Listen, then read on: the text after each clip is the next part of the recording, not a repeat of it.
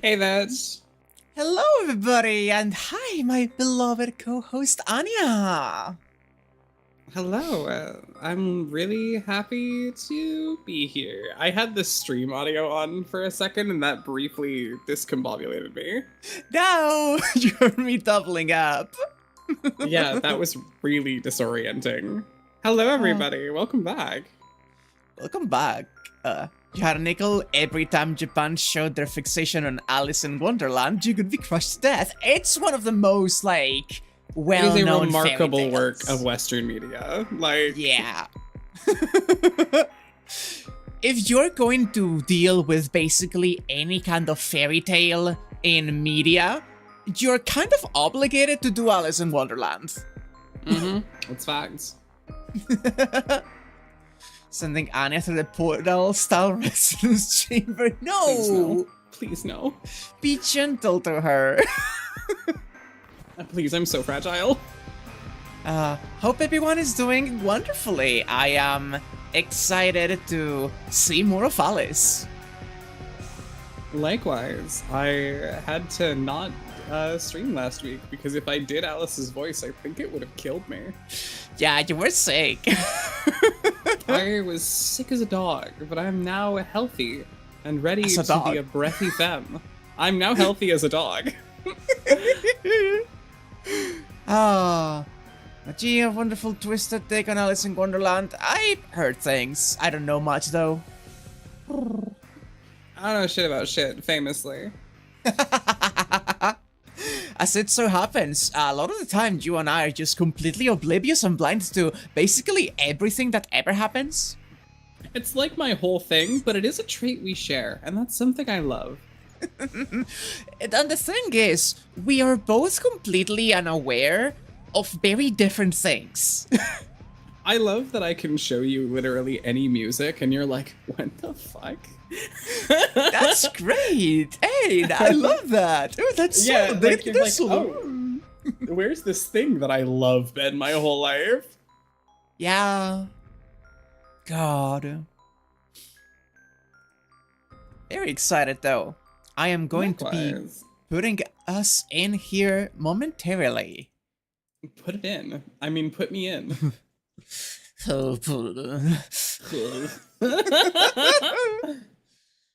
And I'm just like very gently, like with a USB like port rolling around the edge.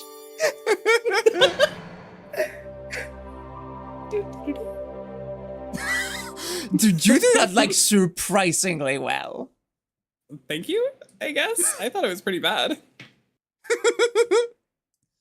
Maybe my standards are just very low. That would explain a lot, yeah. Hey.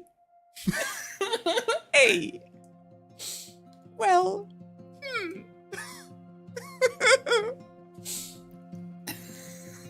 Oh. Sorry, the music at the menu is just like hit me momentarily. Like, I feel nostalgic about this game already. You forgot that game. And yeah, of course you feel nostalgic. We started it like a billion years ago. No, it's fine. It hasn't even been half of the delays that it was for the Fate series. Billion years. Ah, it's true. Back when the dinosaurs were still around. Yeah. No, actually, I think a billion years was pre-dinosaur. Ooh, I thought that was still during some kinda dinosaur period. In fact, I was worried I wasn't like moving back far enough. Was a billion years ago. Wait. We also do have the dinosaur expert in chat. 1 billion years ago corresponds to the pre-Cambrian super eon. Well, never mind. I overshot the shit out of it. We are pre-Cambrian explosion, baby girl. We don't know shit yet. I think we could be some really cool Anomalocaris. We would be fantastic single-celled organisms. We could just go like kind of glop and like propel ourselves about with Celia. Oh, that could just be delightful. Thinking about her again. I want to be her. Oh. God. I mean, that's fair, Phantom, but also like EA can like eat it every time about literally everything. That's not special, sadly. At this point, focusing in on any one reason to like say fuck EA is kind of missing the point. They're sort of holistically evil. Yeah. Like most corporations. You know? Like every corporation. Oh, right, sorry. I pressed continue thinking it would put us at the point, but I did go back to check a bunch of the, yeah, I went back to check a bunch of the Latin, lines to get for you. Oh, yeah. And I just auto-saved. There we go. Neither of which is true. Sorry. Can we talk about the detail on this fucking little moon at the entrance and then the background visible through on the other side? That's one of those things where I'm looking at and it's like, I physically don't understand how you do art like this. What tools do you use? That is insane. Like, I know the photography technique for the background is a bokeh technique, but I am amazed at it being put to work as art, not as a photo. Oh. I'm looking at the moon. The stone texture, the light rendering on just a little sliver of the edge. Oh. Crazy. I need to learn this shit, dog. God. I need to know how it works. I could get you the rips of the backgrounds and we could like study them together. Just immediately, huh? God. The melody stirred an emotion like nostalgia within them. Something once familiar but now lost to this world. They believed beyond a shadow of a doubt that it could play for all eternity. From opening stanza to final coda, it was a mysterious siren song, merry yet longing, that heralded a return from dreams to reality. The night shook. A song was spun. Now their lost paradise was unearthed. Abandoned dreams, forsaken idols. They all responded to the cry of the blue cat. The name of that bell was Diddle Diddle, Banquet of the Night. All fables made possible, all marvels made real, by the magecraft of Alice Huonji, more magical than magic itself.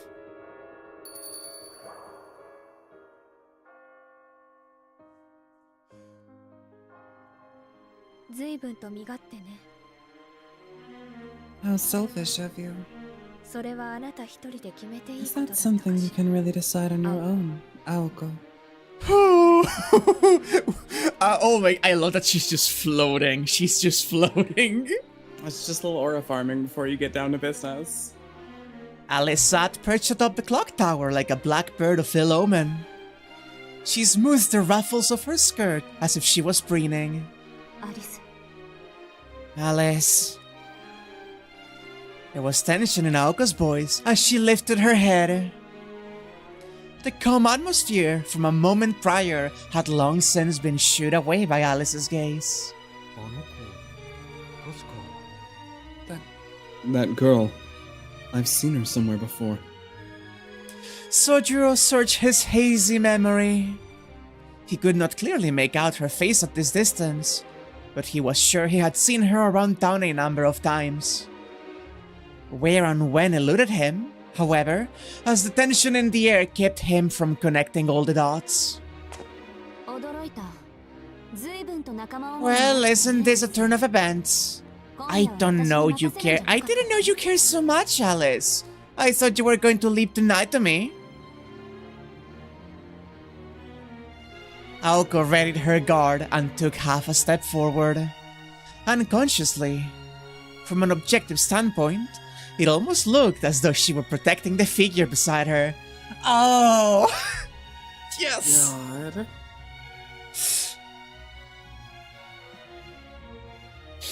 She's so pretty.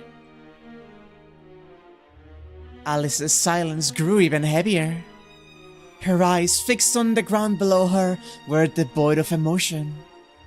An indescribable sense of dread and pressure laid claim over the plaza. A bell?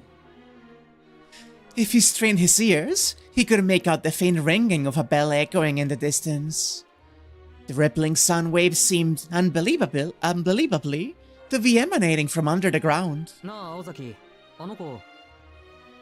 Hey, Ozaki, that girl, she's... Quiet. Shut up, dog. Sojiro stepped back, trying to stay out of the way. It was as though he had been told to go to hell. For the crime of asking if the girl was Aoko's friend. I wouldn't go so far as to say I cared. I simply had a feeling something might be wrong and came to check. It's not as though I had any doubts regarding your ability to handle the job. Much appreciated. It could have been nice if you had thought to come check just a bit earlier, though. As you can see, things seem to have worked themselves out. It's late, so don't let me keep you up, Alice, since you have no doubts about my ability, right? Their eyes locked on one another. Alice's stare was uncomfortably cold. Aoko's was bold, daring Alice to air her complaints. I think I've changed my mind. I'm here now, so why don't the two of us go home? That's more your style anyway, Aoko. You can tell me all about your adventures with the puppet on the way.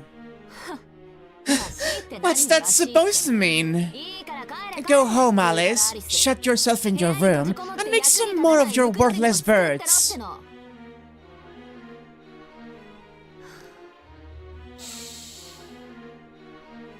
A disappointed sigh escaped Alice's delicate lips. Oh, look at this I am pose. obsessed with her so much, too. It seemed that the black-clad girl was more astonished than angry. Aoko, I hate to see that, or say this, but seriously? Quietly, Alice questioned her roommate of nearly 2 years.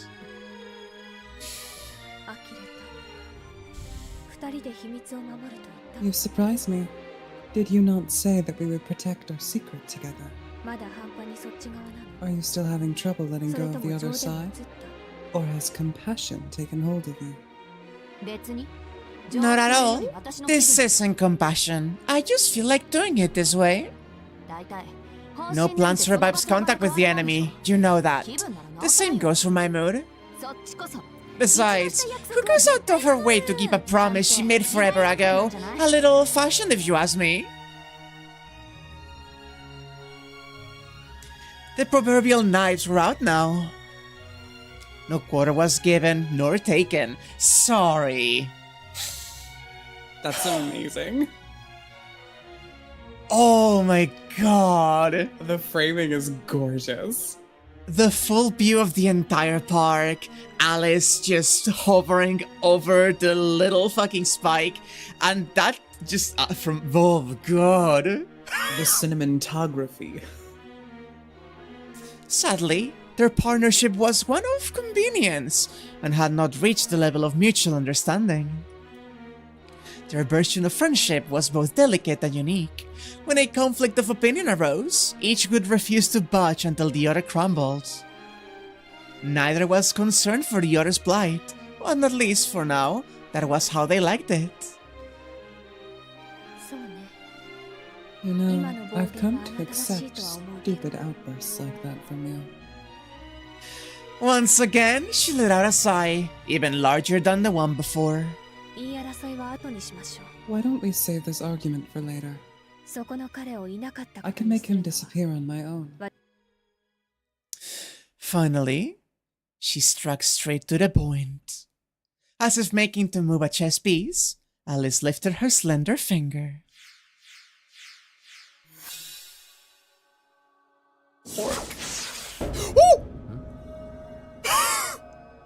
Huh? Even this simple action seemed mysterious to Sojuro, the same boy who had been hunted by his classmate, Aoko Ozaki, and born witness to an automaton.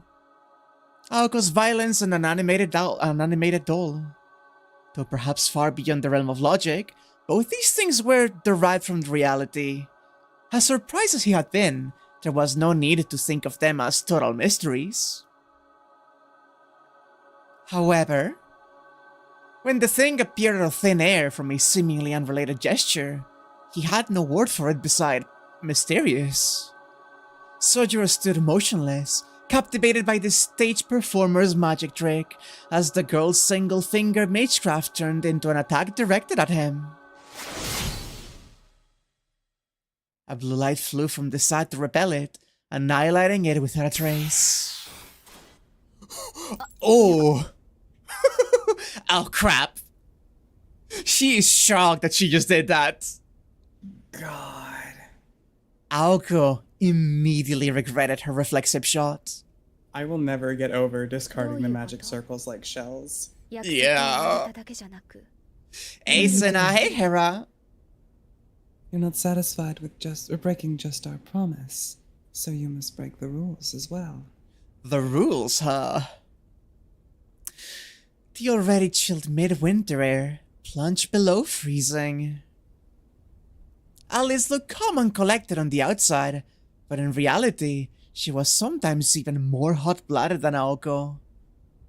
This was especially true when it concerned her familiars. Accidentally breaking one would often result in a week of silent treatment. But against someone who maliciously destroyed her things, Alice was prone to retaliate without warning. I figured I'd do that someday, but I couldn't have picked a worse time. Aoko sighed at herself. Even she was exasperated by her own stupidity, yet she couldn't help but feel a pang of relief. She did not intend to make any excuses, and she had no regrets. If she had broken the rules, then so had Alice. Aoko. How do I put it? If anything, this took a load off her mind. After all, now there was no going back. Aoko never intended to break her own rules. If there was anything for Aoko to regret, it was putting too little power into her shot. I have a problem with this guy dying tonight. So, can we reschedule the execution? What difference does a day make? To Aoko, it was simply natural to take on a pro bono case in defense of an innocent suspect. Is this personal? So what if it is? You know that paying back my debts is pretty important to me. More important than our agreement. Sure, depending on the time and place. The scroll between the oh my god. That's really cool. Sojiro's human rights had not yet entered the argument. The girls were busy pouring oil on each other's flames. The girl clad in black was the first to move, or rather, to erupt. I see. I understand how you feel, Aoko. But I'm going to have to kill him here. I believe that you would let him live. Shall I take that to mean you're ready to fight me for it? Oh,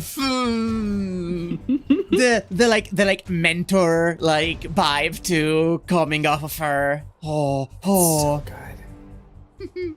The 100-mile walk stream club is insane.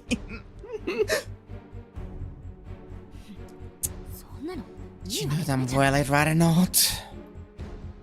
Aoko bit back the retort. She was very familiar with Alice's magecraft, and knew painfully well how many mystics were hidden in Alice's tiny body.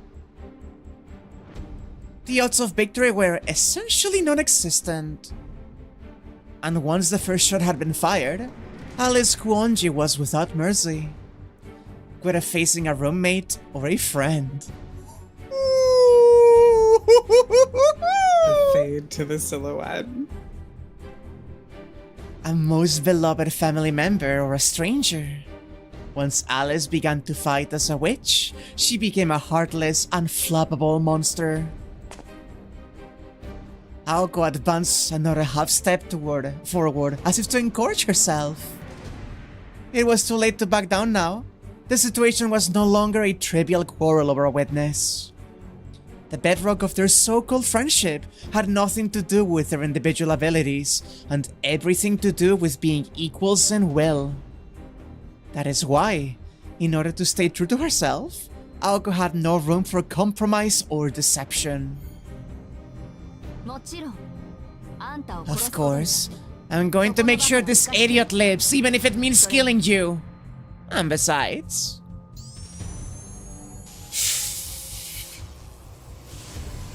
Her magic circuits howled as they kicked into gear. Her body, which had mostly been dormant during that battle with the puppet, ignited, preparing to demonstrate its true worth.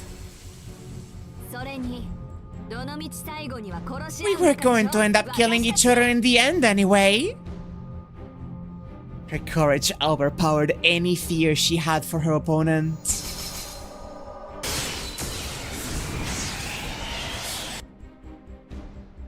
Tuning her body, her magic circuits, to become like the barrel of a gun, Aoko fired a magic bullet. It was an exceedingly basic magecraft formula. There was no nature interference, no creating of wind, potting of water, nor hastening of decay. It was simply the process of converting the imaginary activity known as magical energy into something real, before releasing it as heat. Thus, Aoko's destructive power was equal to her supply of magical energy. The magic bullets she had used against Sojuro were among the most basic single-action magecraft that did not require an incantation. At her present ability, Aoko's main mode of attack, her magic bullet, could be fired at 3 levels of power.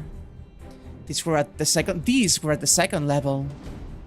This required a double-action magecraft, a casting through activation of her crest combined with a simplified incantation.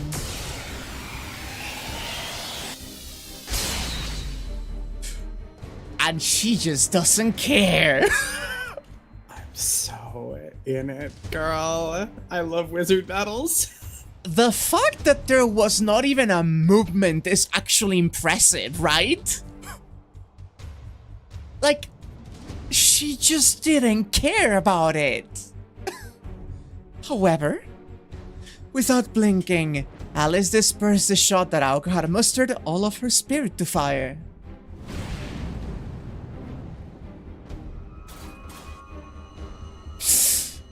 Oh, that's so cool! Fuck! Look at his face in the background. I fucking love Sojuro so much, actually. He's so good. What a boy. Aoko tutted in frustration. A sub-sneak attack that used a simplified incantation could not be enough to break Alice's guard. As stiff as ever, I see. Don't you think that shell is making you complacent?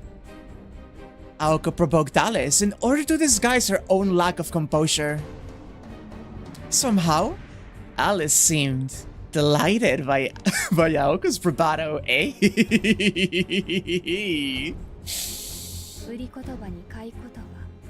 I suppose this is what they call fighting words. I never fought to the death for such a trivial reason.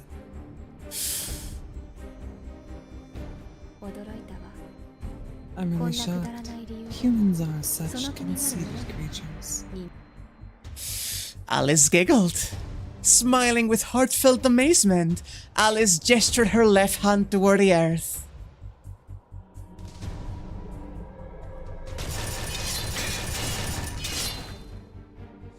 Stop. Countless utensils shot out from underneath the cobblestones paving the plaza. Shizuki, get back! She grabbed his hand as she shouted, jumping backward before he even had a chance to respond. As if they had wheels of their own, utensils that had suddenly appeared from the ground gave chase. As the various spears grew around them, Aoko and Sojuro put some distance between themselves and the clock tower. That all you got? Just under 30 feet stood between them and Alice. The lethal weapons that had crumbled the stone beneath them fell short of what Aoko had anticipated. They now encircled the clock tower, making the scene look like the burning of a witch at the stake. Isn't it this backwards? You'd expect the spears to try and stop us from escaping. The path behind them was safe. If they wanted, they could try to make a break for the main gate and escape. Are you sure about this, Alice? Sorry, but if you're going to let me escape, I'm not going to pass the chance up. If she could just make it back to town, it could be Aoko's win. All she wanted to do was let Sojuro get away for the night. So, if she could get him back to the city, it could be, for the most part, mission accomplished.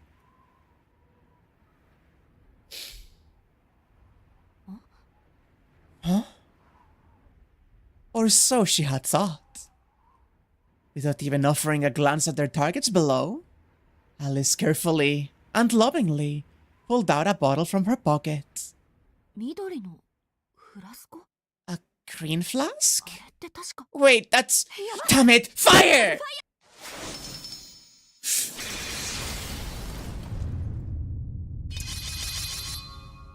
Her shot was deflected with ease. Gone was Aoko's earlier bravado. It was only natural. Aoko had indeed grown as a mage.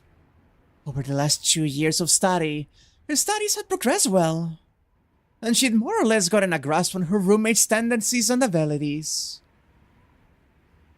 This had made her conceited enough to believe that, under favorable circumstances, she'd be able to show Alice a thing or two in a fight.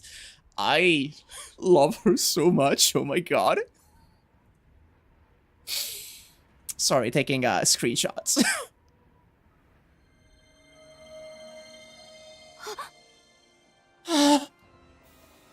Alice uncorked the magical bottle. A gentle breeze caressed her cheek.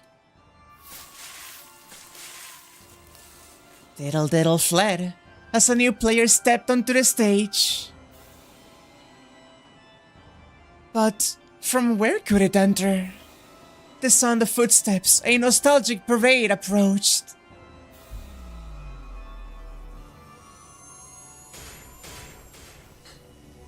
Oh my god, dude. The visuals are insane. Oh my god! Holy fuck, dude! No way!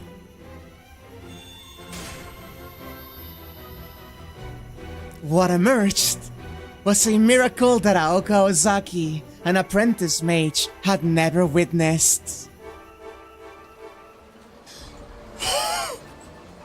The dead came to life. This is so good! This is fucking insane.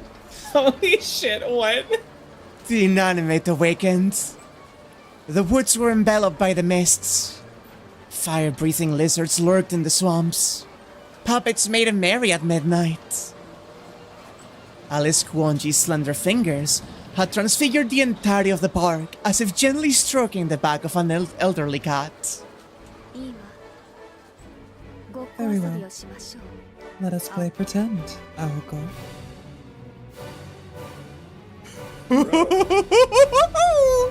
Holy shit. For one night, the wasteland of dashed hopes and dreams was restored to its former glory.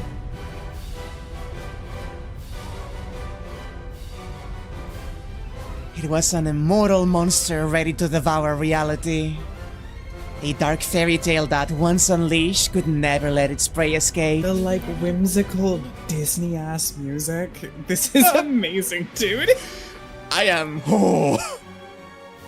Run if you dare. I don't believe you'll get far, but if you can survive the night, I'll concede this round to you.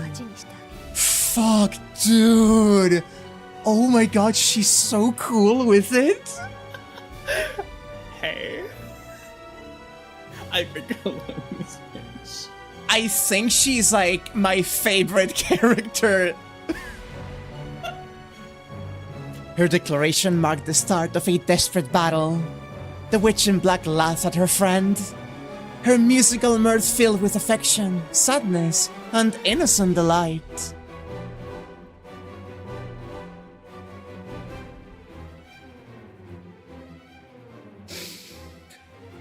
Faded glory returned to Kitsyland. The neon glow of innumerable lights illuminated the night. Speakers filled the air with the sound of vinyl music. Merry-go-rounds, small and large, whirled round and round. All in all, it made for a mind-bending spectacle. It was certainly possible to power the facilities by transmuting magical energy into electricity via alchemy. That said, simply supplying the park with electricity could not have brought back to life that which was broken. The young woman did this not by mixing chemicals into a compound, but by melting down divine providence into a witch's brew. This is bad. I've seen her ploys, and this one is something completely new. Connecting. Stifling her anxiety, Aoko fired up the crest on her right arm. If magic circuits were a mage's engine, then their crest was software that assisted their magecraft. For the fledgling mage, this was her trump card. All she had to do was supply magical energy to her crest-based formula. It may not have been the strongest magecraft, but it was hers, proof that she was a successor of the Aozaki lineage. Execute double layer. Direct current to crest. The pattern of her crest shifted to execute the formula, which then connected to her magic circuits. The process reassembled trains changing rails, a puzzle involving dozens of circuits. She constructed it as swiftly as possible without sacrificing the quality of its construction. Instant magecraft cast without an incantation would not be enough to reach Alice Kuonji. Aoko had to gauge the strength of Alice's defense with her initial shots. She could dial up the power 5 times the next time, driving 20 tons of force into her target. Alice had the protection of the thick, hanging fog and the dense barrier around her. However, this attack could be more than enough to pierce through both. If Aoko struck home, it would cave in Alice's chest and end the fight. At worst, it would at least knock Alice down from her position atop the clock tower. Hey, I have a question. As always, there was one guy who spoiled the deadly tension, pulling Aoko out of killer mode. Sojiro had been looking back and forth between Aoko and Alice in confusion. What's going on now? He said it like he might ask for directions to the train station. The fact that her face is crunched out. I feel like These two so much, dude. I genuinely feel like he could be the type to, for once, be like, are you two like having a lover squirrel? I was genuinely expecting him to just be like, do you two know each other?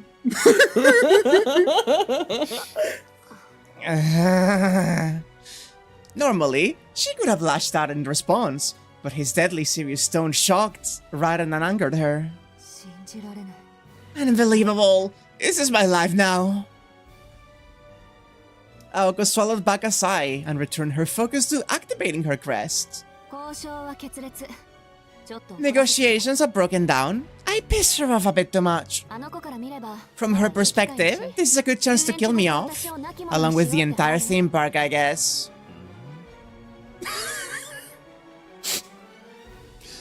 Sojiro tilted his head, as if begging for a simpler explanation. She's really got it in for me. I can't even imagine what sort of death she has in store if she catches me. What I'm saying is, neither of us are getting out of this alive unless we do something about her. So you're saying I got dragged into your quarrel? Pretty much! As Sojiro protested in a tone wholly inappropriate to the situation, Aoko let another blast rip from her right arm. She was not aiming at Sojiro though. A little earlier in the day, and Aoko could have been happy to do exactly that, but now her attention was focused on the girl in black atop the clock tower.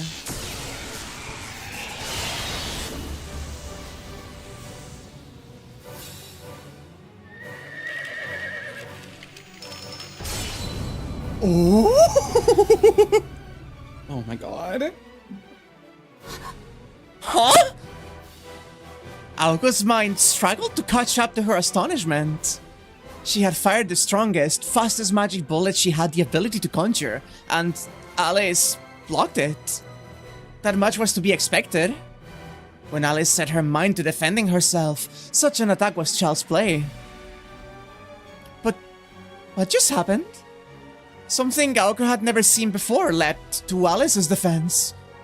A team of horses? A plague of locusts? No. Those existed in the real world, unlike what Aoko had just witnessed. Normal creatures could not form like a spontaneous cloud of fog and then dissipate just as quickly into the night sky. The lights.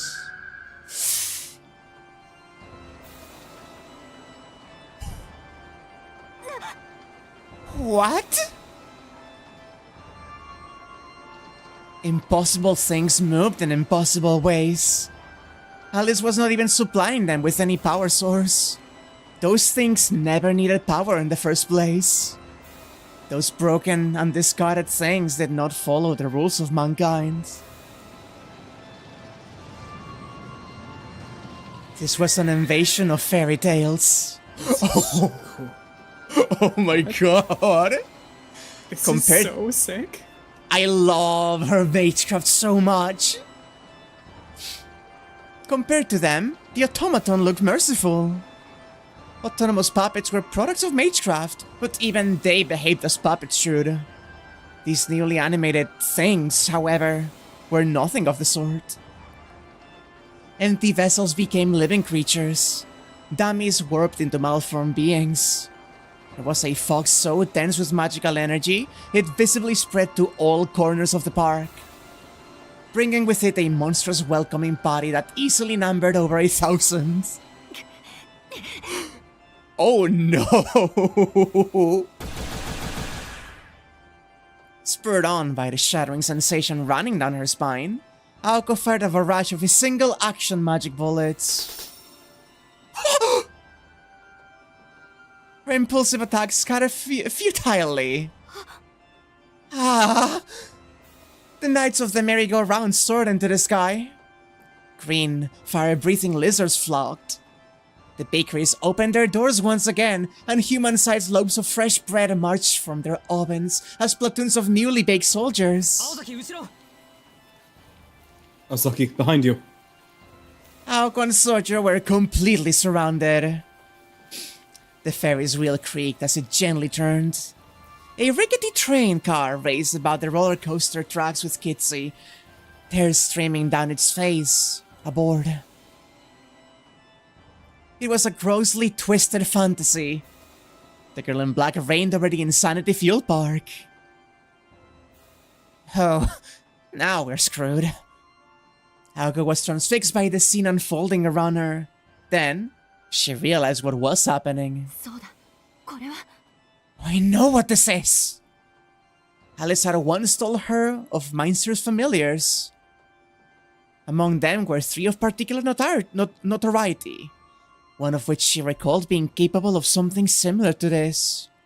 And it was called... Ploy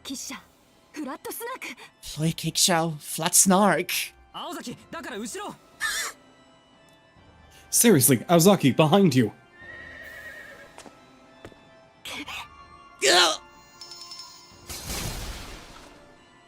Struck by Aoko's bullets, the creatures exploded into splinters. It was clear Aoko's shots were becoming more powerful, but it was also the case that these beings were less robust than your average automata. Shizuki, this way! Aoko turned away from the clock tower, grabbed his hand, and began to run. Notice, oh god, sorry, this is not a CG. This is just her running like sprite, with his on the back aligned perfectly to seem like she's grabbing his hand, and then the background. That's amazing. Oh, the economy of these sprites is impressive. Wait, Aozaki? God, I love the colors in this scene so much. It's so fucking pretty. Sorry, no time. We're running. Running? To where? It doesn't matter. Anywhere. She shouted as though trying to persuade herself as she valiantly cleared a path. Aoko's magic bullets flew like a scream, blowing away the creatures that blocked or simply gathered around their path. She made a hole for them to escape through. Reaching mage the ascension levels here. God! That's so cool! Fuck! Fuck! Oh my god, dude. Oh my god! The production value is insane. We're stopping every 5 minutes to gawk and just go, oh my god. But also, look like, at this. you see the techniques they're using, right? Like, you can see how they're doing it. It's so good. It's so good. Oh. Magical bullets exploded like blue fireworks. Aoko and Sojiro run down the bumpy brick road. Their bond, forged in the heat of battle, went far beyond mutual convenience. They headed for the park's exit at full speed without exchanging a word or look. The weirdness only extended as far as the park border, so they could be safe as long as they made it outside. But I love the bread familiars. Speaking in man. Sucks. No, that's really funny. Speaking in pure numbers, the difference in strength was 2 versus an army. Or rather, 1 versus an army. Sojiro was hardly useful in this situation, and manpower wasn't really the issue here since they were facing puppets. You okay? Those were some giant pincers back there. Aoko shouted as she blasted away the monsters that stood in her path. There was no time to stop for a breath, or even to look back. Yeah, just barely. As Sojiro pursued, his voice, too, had naturally become shrill. 5 minutes earlier, they had broken out of the siege at the plaza surprisingly fast. It seemed that the residents' awakening differed case by case, with larger creatures taking additional time.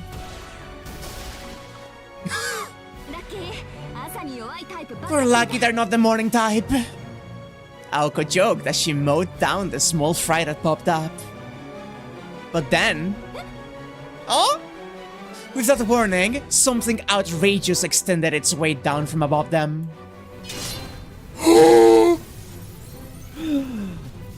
It was the claws of the 60-foot lobster adorning the roof of a seafood restaurant. Oh my god. Ah! Its pincers were like a guillotine. As Aoko and Sojiro cut across the front of the restaurant, the Red King pressed in at tremendous speed, keen on splitting them each in two. Shizuki! Hard about! This way's no good! The gate was just on the other side of the restaurant, but they had to take the long way around in order to lose the giant lobster snapping at their heels. Waiting along their teacher had been a horde of monsters, too many to count. Yeah, just barely. Sojiro called out in response, recalling just how narrowly he had avoided his head being severed cleanly from his body. In front of us. What the heck are those? Are they freshly baked? It looks like it. In other words, they're the cannon fodder. Aoko halted her sprint and sent her crest into full operation. Range 7, 6, 5 yards. At this distance, Snap will take them down. Sliding along the brake path, she brandished her right arm. She loosed a shower of magical bullets. Snap was a single action spell that favored rate of fire over power, and it mowed down the monsters with satisfying pops. Ozaki, more over there. Roger that! Oh my god! She's so fucking cool, dude. Blue explosions bloomed along the lamplit promenade. Promenade? Whatever. Promenade. Thank you. Aoko's curtain of fire found out it was a marvelous Starmine fireworks show. The toy bread man turned to charcoal.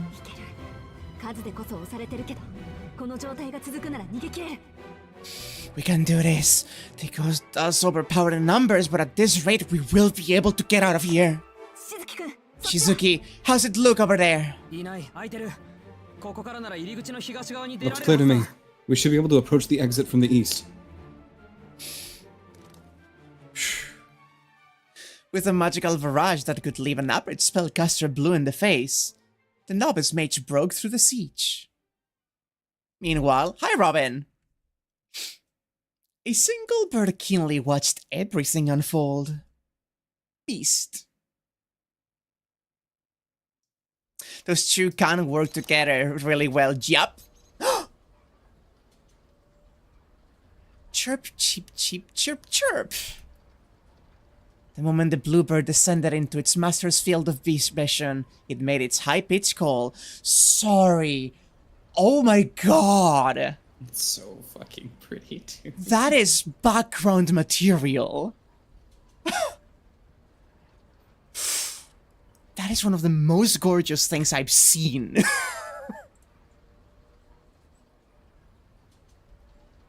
The girl listened expressionlessly to the report. No matter. Everything is going as expected. Even if she only knows how to shoot and destroy, the way Aoko uses magical energy is extraordinary. Hastily formed familiars are no match for her. The robin flapped its wings as it tweeted in response. Perhaps it was criticizing Alice for complimenting Aoko. Or perhaps it was jealous of Aoko for being praised by Alice. Alice could barely make sense of its chirping rant. I absolutely love that she's the fairy tale girl, and she also is yapping with the little bird right now. That just really adds to it for me. Whew. The wear on the metal clock is just... Aoko Ozaki was a novice mage. Until just 2 years ago, she had grown up with no background in magecraft, compared to Alice, who was raised as a witch from birth. Aoko possessed far less talent than experience. There was simply no comparison to be made. In a contest of skills in magecraft, 10 times out of 10, Alice could be declared the victor. However, that narrative changed when it came to a battle for life or death. Alice Kuonji was not the type of mage suited to combat, while Aoko Ozaki, on the other hand, was built for it. In a contest that pitted magical energy against magical energy, even Alice could concede that Aoko had the upper hand. Aoko's manipulation of magical energy was extraordinary. The scale of her magic circuits was smaller than that of Alice, but the rotational speed, durability, and output quality, not to mention efficiency, were otherworldly. That was Aoko Ozaki's hallmark. Though she had many failings when handling sophisticated formulae, in just 2 years of practice, Aoko had surpassed Alice in simple formulae that merely required an energy input. She was also a genius, a genius instincts and adaptability. Though Aoko was not particularly proficient at executing magecraft, she was terrifyingly fast. If she had been born outside of the Ozaki clan, she could have doubtless risen to fame as a competitive sharpshooter.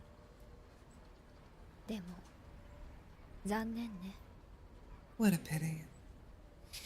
In a straight shout-out, Alice did not stand a chance. Alice Kuonji had never bothered to learn primitive magecraft like magic bullets in the first place. She was the classic puppeteer. Her familiar served as her arms and legs to carry out all the particulars of a battle.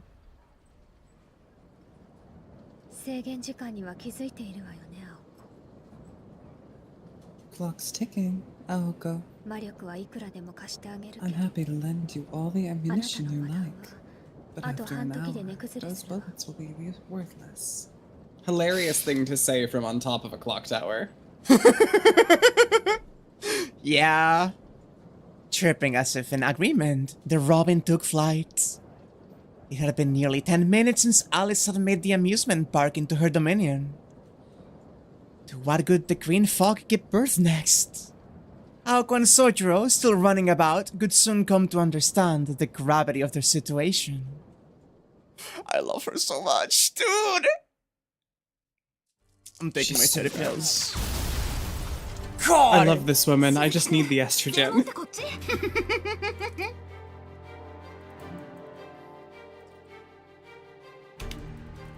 There, estrogenized.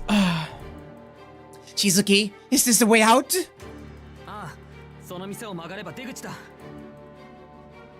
Yeah, the exit is just around that store. Running non-stop at full speed had them at their limits. Their breath ragged, the duo rounded a corner at a breakneck speed. Amusement park though it was, this was still the infamous Kidsyland. It could have taken a high school student 20 minutes to sprint the entire circumference of the park. And though they were not now intimately familiar with the park's geography,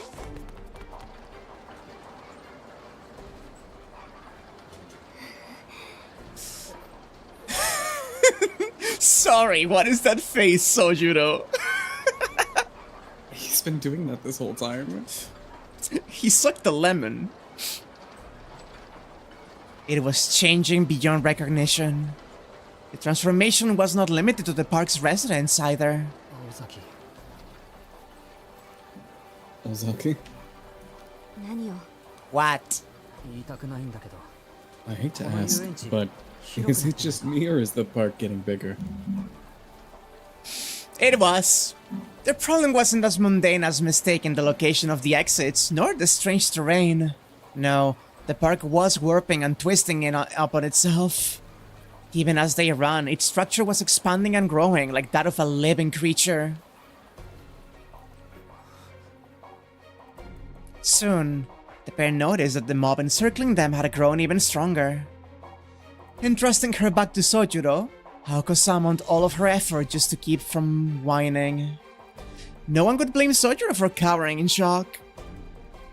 But for Aoko to do the same?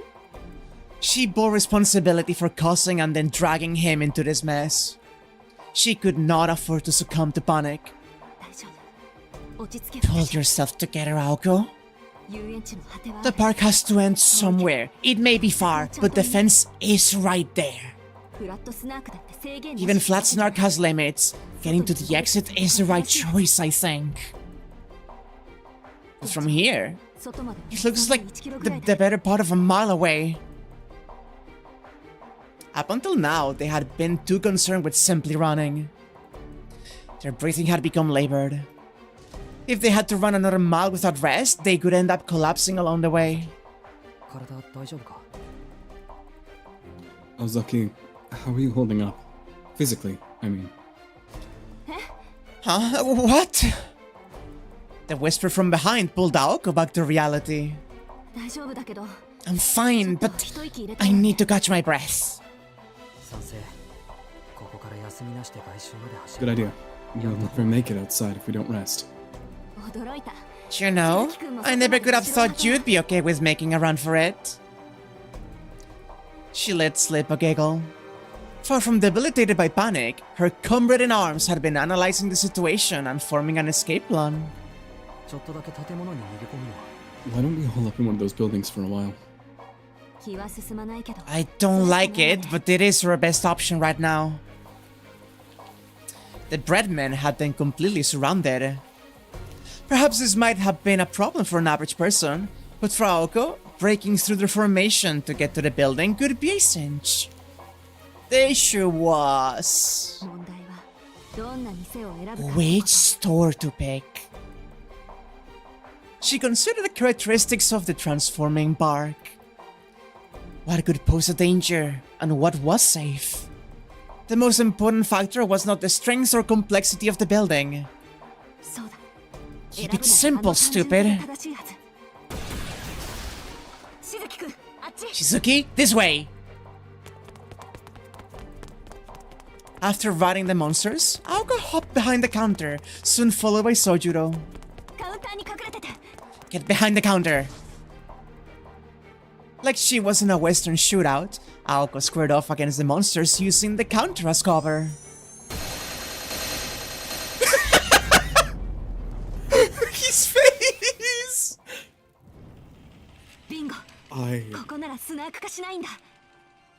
It's just...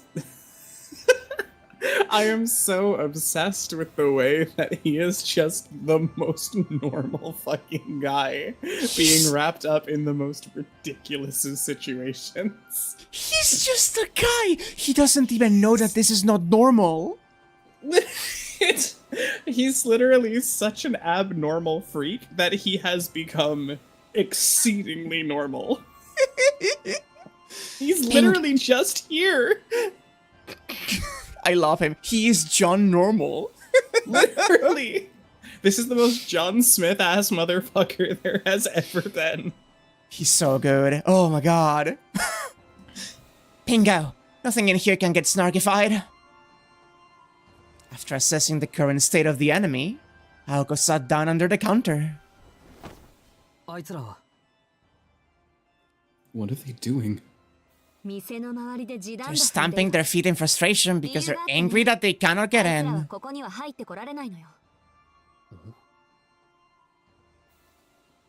Aoko gave the perplexed Sojiro a grin and took a moment to catch her breath. She heaved a heavy sigh of relief and fatigue. We'll take 5 here. This restaurant is the blandest place in the park, which makes it their Achilles heel. The registers and utensils are all modern, and there are no mascot characters. It's just a bit too civilized for a Snark to mess with.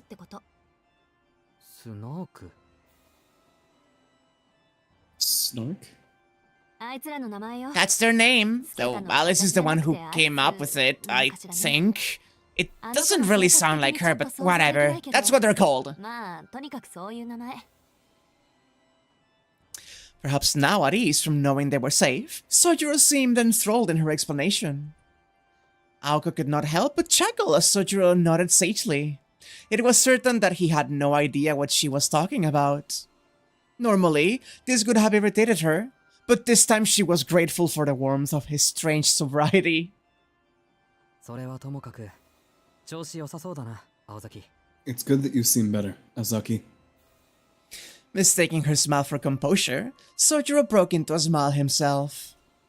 It was just another link in a chain of misunderstandings, but there was no need to redress it. Oh, you can tell? Yeah, my magic bullets are getting more powerful. Well,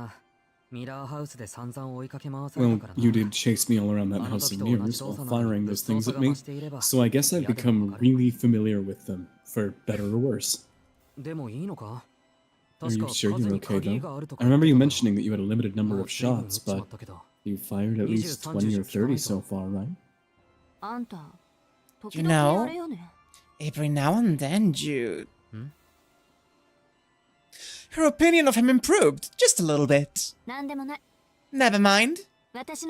My bullets' increase in power is a simple matter of the density of their magical energy. You've seen that fog around the park from a bit ago, right? It's all just magical energy. Think of it as fuel for my bullets. Magical energy was divided into 2 broad categories. First was odd, produced inside a mage's body. Second was mana, which filled the atmosphere. At the moment, the amusement park had turned into a fairy tale land overflowing with mana. Although it meant nothing to the average person, to a mage, it was a paradise where spells could be cast as much as one pleased. So that means you don't have to worry about how much magic whatever you have left then. All we need to worry about are injuries and stamina. Well, as far as our own lives are concerned, yeah. Sojiro breathed a sigh of relief. From Sojiro's perspective, more so than the monsters she mowed down, Aoko was the biggest bully on the playground. He had been concerned about what could happen should her magical energy be exhausted, but luckily for him, she was far from surrendering her crown. It's nice that you trust me and all, but let's not get ahead of ourselves. Those minions out there are just walking garbage. If Alice summons any other fairy tale monsters, let alone the actual Snark making an appearance, there's nothing I'll be able to do. Other fairy tale monsters? You mean there are others apart from the thing that changed the park? Yes, they're called ploy kickshaws. Aberrations that even we mages can't stand to look at. They're nonsense lost to time used to revive impossible fantasies. He doesn't know. Sojour's expression seemed to be calling her out on the hypocrisy. Hey, most of us have modern standards, you know. Obviously, there are things we can't do, and we're no match for modern weapons. The 20th century, well, a bunch of wars have weapons technology catch up to us. But that girl is a different beast altogether. Mankind's evolution cannot hold a flame to her power. Take those Breadmen, for instance. Something like a machine gun could have no effect on them. Probably because guns make no sense to them. Aoko casually gestured outside past the counter. Alice's familiars are mystics needed from fantasies. They're all impossible in the first place, so they don't play nice with this laws of physics. That shouldn't come as a surprise since fantasy and reality cannot exist together. I see. So they're literally walking loaves of bread. Sojiro seemed to have ignored the majority of Aoko's explanation and only reacted to the part that caught his curiosity. Them peeking over the counter is so cute. God, I love them. To get back on topic. Modern arms do not stand a chance against those things. Even rockets could be useless. They aren't part of the same order or shared consciousness as us. To the ploy kickshaws, to the fairy tale monsters, anything that doesn't exist in their world, anything they don't understand, disintegrates before it can even touch them. Only something equally nonsense can touch them, like magical energy infused with the same level of mystics. They exist wholly in their own conceptual space or cosmos. I don't think he's getting it, Aoko. I am, though. I love this. I think you're leaving the baby boy behind.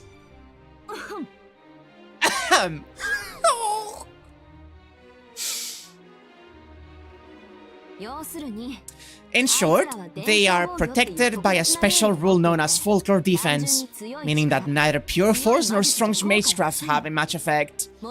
They can't be taken down without exploiting the weaknesses found in their original stories. Are you familiar with the Greek myth of Achilles? It's a good, straightforward example. Sojiro shook his head. Of course you aren't. If we get out of this alive, have Torimaru tell you about it. It's a cliche, but it's a good story. Sojiro was feeling pretty lost, but he did his best to grasp the situation. He thought that ploy kickshaws were scary enough to chase Aoko and that puppet from before out of the house barefoot. Certainly, the scene before them was the stuff of nightmares. But Sojiro had a different way of thinking. I think you're more scared than me, Ozaki. Do you want to die? That's so funny! Sojiro waved in protest, silently pointing out that she had made his case for him. Listen to me. The things surrounding us are little more than fodder. As far as Alice is concerned, the breadman, the lobster, the meat mincer, and the sausage place... they're all worth even less than my magic bullets are to me. Got it? The moving mascots and all the rest are a sideshow. They're nothing more than the breath of the monster she unleashed.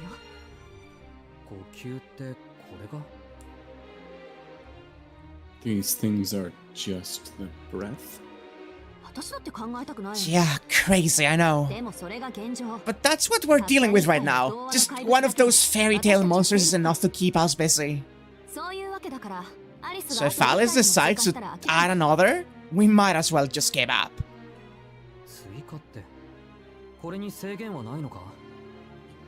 Add another? Isn't there some sort of limit? If she decides not to be stingy, she has a few more up her sleeve. Though, Well, there are conditions to bringing them out. Like, one monster that won't wake up if there's no river nearby. The park has fountains, sure, but no river, right? Her familiars are bound by their underlying stories.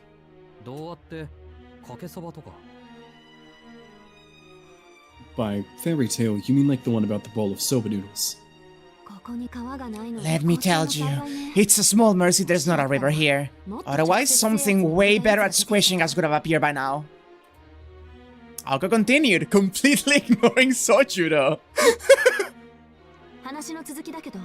Anyway, as I was saying, the foundation of Alice's magecraft is Mother Goose. Right, you couldn't know that either. Mother Goose was an author of whimsical English nursery rhymes.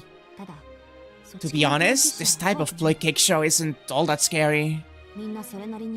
Taking them down with some form of magecraft is totally possible. I'm afraid to ask, but what about the scary kind then? They follow another fairy tale inspired by Mother Goose.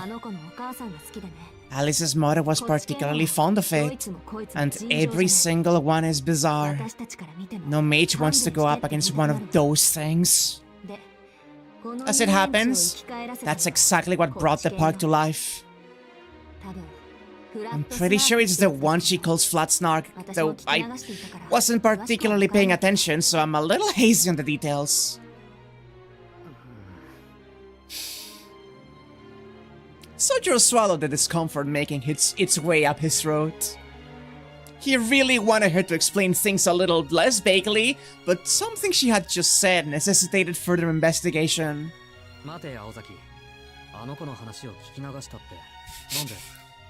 Wait a second, Azaki. You mean to tell me you weren't paying attention? Well, you know, it was a while back that she explained it all to me, and I didn't really believe anything she had to say around then.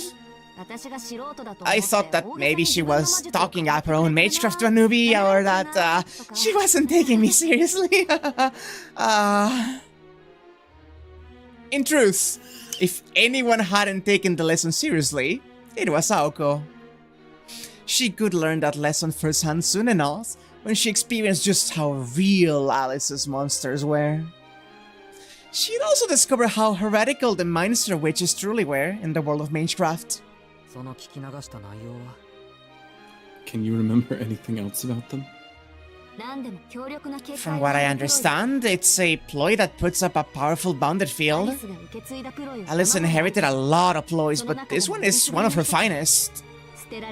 He takes discarded and forgotten things and resurrects them like what happens in fairy tales. Supposedly, nobody's ever defeated it. Oh, and its nickname is the Untouchable. So it's not Flat Snark, or whatever it was?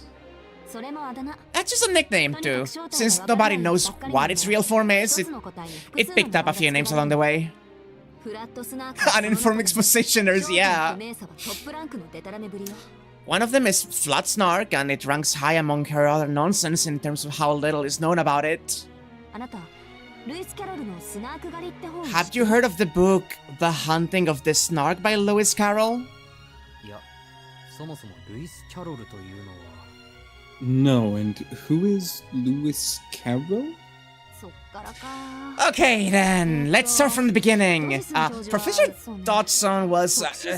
he was a delusional gentleman with a peculiar disposition. Not that it matters right now. It's a waste of time to explain to some people.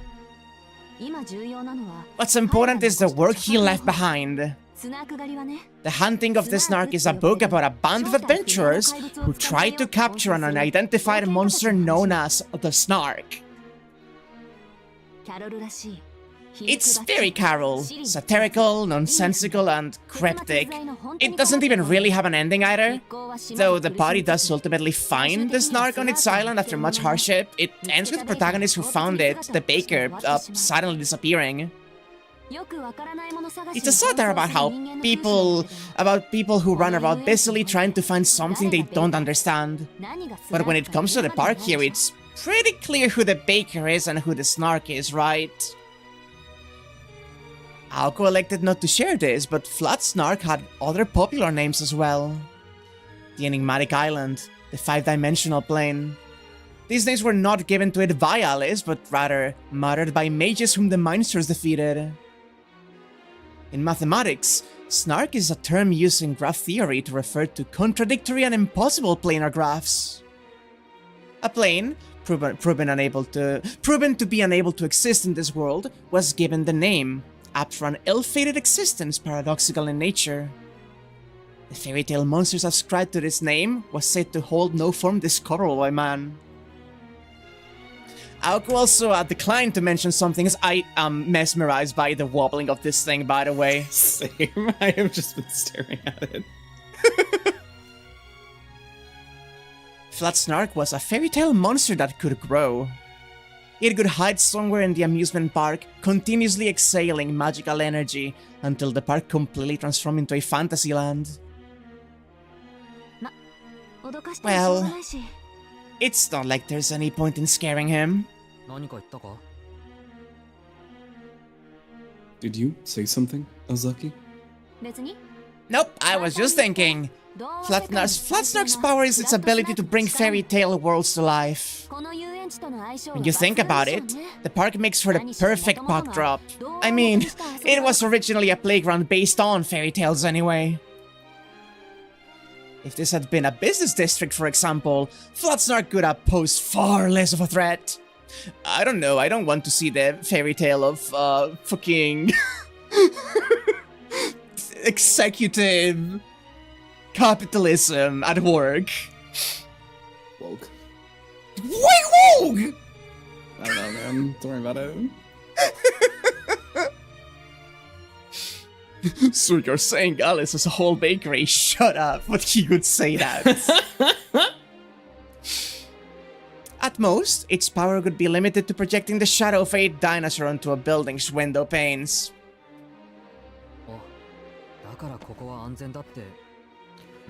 So that's why it's safe. Soju realized something was wrong when he noticed a glutinous liquid dripping onto his back.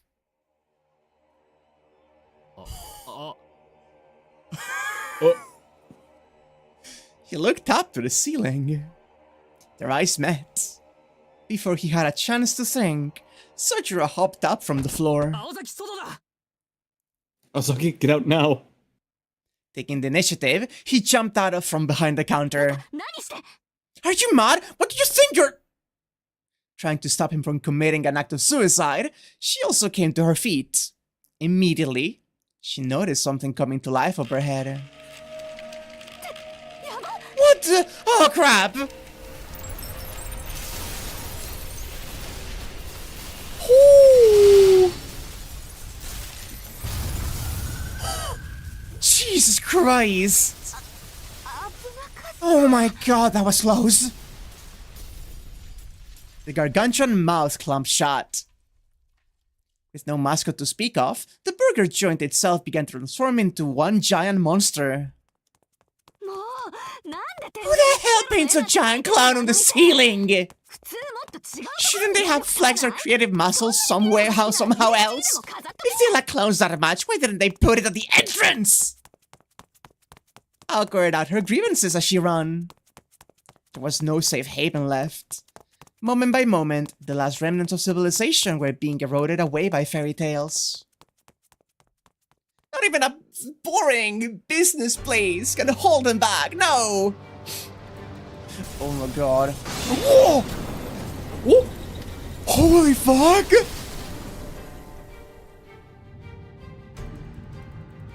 This is so fucking cool, dude. Oh my god. The amusement park had reached the final stage of snarkification. It was not just the mascot characters that had been granted life. Like the burger joint, even the buildings had begun to transform. The roller coaster that made its way about the park writhed and twisted like a Chinese dragon. Aoko and Sojiro stared, dumbfounded by the Ferris wheel, which had grown to over 250 feet in height. Hordes of bread men closed in on them as if to offer tickets. I'm telling you, the line is under control! Mobs of trinkets, actual kickshaws, rampage the park. Whenever a hole was punched in the envelopment, it was instantly filled. It was a battle of attrition with no end in sight. But that was a matter of course, as there were few fairy tales about limited resources.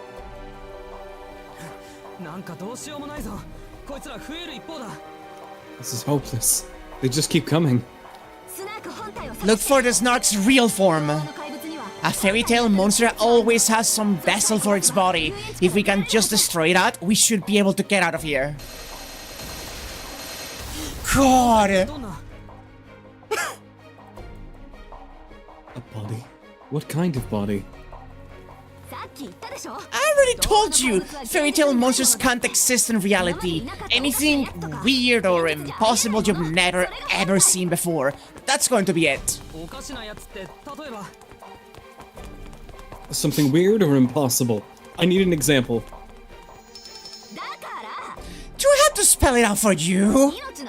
Living puppets, flying go-karts. Aoko paused her firing for a moment. After saying this out loud, she realized just how deep their grave was dug. The amusement park was a treasure trove of fairy tale-esque creatures on any given day. Who could say what was impossible amidst the newly transfigured knickknacks running around? Everything here is weird. So it's hiding in plain sight. Hoping that she was wrong, Aoko bit her bottom lip. But Snark was the type of ploy that deployed bounded fields. Seeing as it was commanding so many familiars, it could not be unusual for its main body to have little or even no defenses. Furthermore, if it was modeled from a story about it being untouchable or unidentifiable, it could be logical to assume that it could collapse in on itself shortly after being discovered. Which means we find it, we win. Could something so fragile really hide among his minions? You do say that the best place to hide a life is in the woods.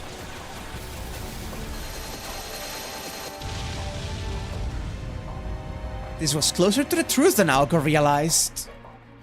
As long as there was the slightest possibility of it being hit by one of Aoko's stray bullets, it could not dare appear in front of them. Its true form was orchestrating the park from somewhere safe. I'm sure we've seen it already. It's the subject of a book named after it. If it's not standing out on every page, it has no right to be the title character. But where? Put very simply, the Ferris wheel was the safest location in the park, as well as a symbol of its past glory. Perhaps... What if we just try to catch her instead? Her eyes opened wide at the sudden suggestion. While Aoko had been trying to come up with a plan to overcome this stalemate, it seems Sojiro had been racking his brain as well.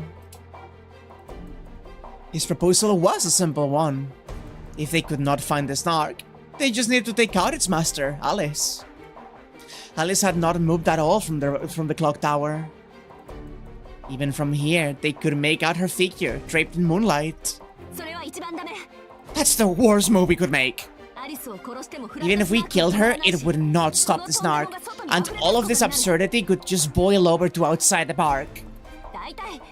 Not to mention, I can't even kill her in the first place. At best, I could only get halfway there.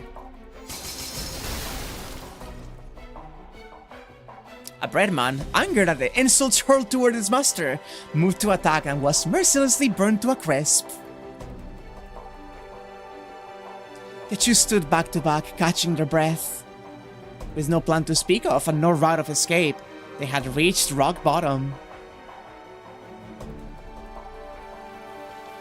Meanwhile, the oddities were forming a circle around their prey, as if they smelled blood in the water. Were they to be dragged into a bakery for the oven? Mince and the meat grinder at the butcher's shop, skewered and paraded around atop the carousel. Walk the plank of the thorny pirate ship?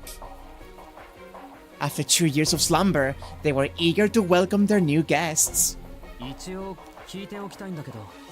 There's something I need to ask you, Ozaki. What is it? Keep it snappy, I'm thinking here.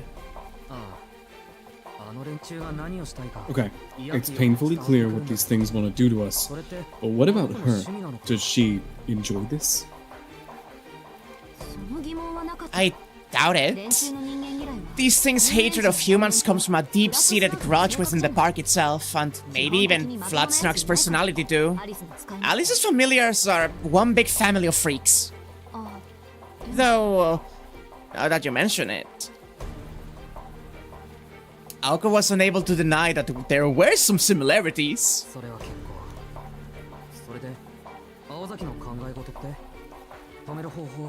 Good to know. So, did you come up with anything, Ozaki? How do we stop them? Sorry to get your hopes up, but I'm all out of ideas. Oh, but I bet they'd stop if you dropped that.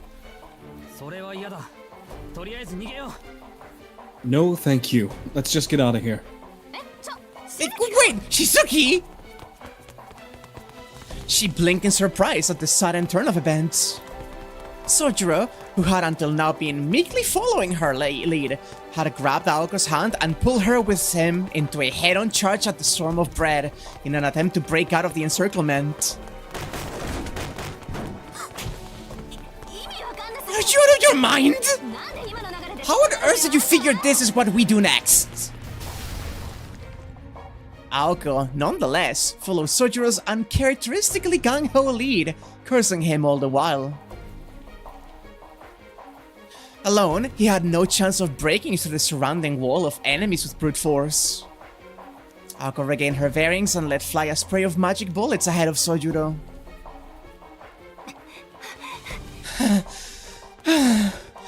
They burst through the net and ran as hard as they could. At this point, all that was left to do was what they had planned from the outset: get out of the park. But not before addressing what needed to be addressed. Where the hell did that come from? Hadn't you already given up back at the House of Mirrors? Aoko could not begin to comprehend Sojiro's reaction. That was then and this is now. Just run. What are you talking about? Alice wants to kill you for exactly the same reasons I did. This won't play out any differently. If she wondered what was getting her so worked up, Aoko did not stop. She told herself that the degree of Sojiro's stupidity charging the breadman so recklessly had caused her to lose her cool. Hey, don't get the wrong idea. I'm gonna try and kill you again tomorrow. I will really do it. So if you don't want to die, you should be trying to escape me too. Got it? And let's talk about that tomorrow. I don't really care if you kill me, but I just don't want to be killed by that girl. Like I said, why the hell not? I don't even know what she looks like, nor have I ever spoken to her. What? It was like someone had doused water over her blazing fury. Aoko's anger was snuffed out by the absurd simplicity of his reasoning. Because you don't know what she looks like? Could it be that Sojiro did not mind being killed by someone as long as he had met them? Aoko grimaced as she followed him. It's okay because I know you. Yeah, he's saying that literally. From her spot atop the clock tower, the girl observed the growth of her familiar. Cool. Oh man, it's so cool. But Snark, a savior of the discarded. It was a vile, vulgar fairy tale monster who provided those abandoned by fate with a glimmer of hope before snatching it away. Alice had it under her control, but she was still keen to keep the Snark from expressing its bad habits.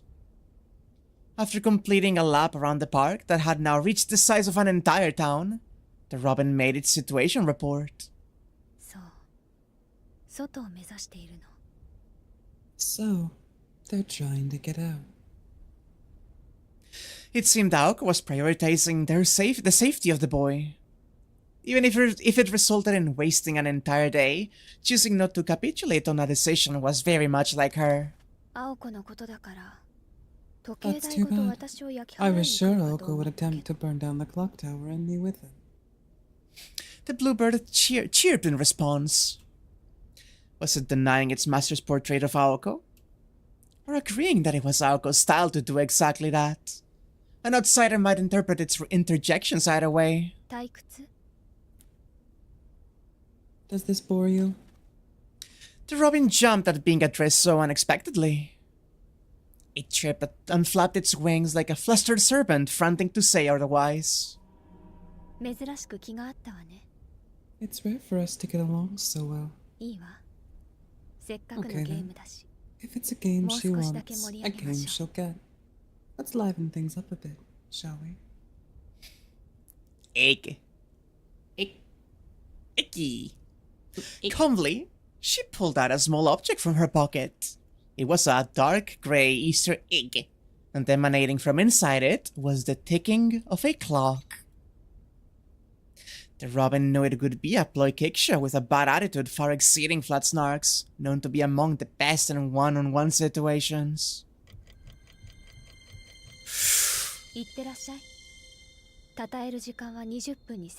Go. I've set the extolling time for 20 minutes. Break, in that subtle way of yours. And together with the witch's breath, the egg filled with praise disappeared. Yeah, that was 3D! Suddenly, a strong wind swept through the park. The words, "I could have killed them all by myself," floated through the air. It was the disappointment of something enormous that was visible to all, yet overlooked.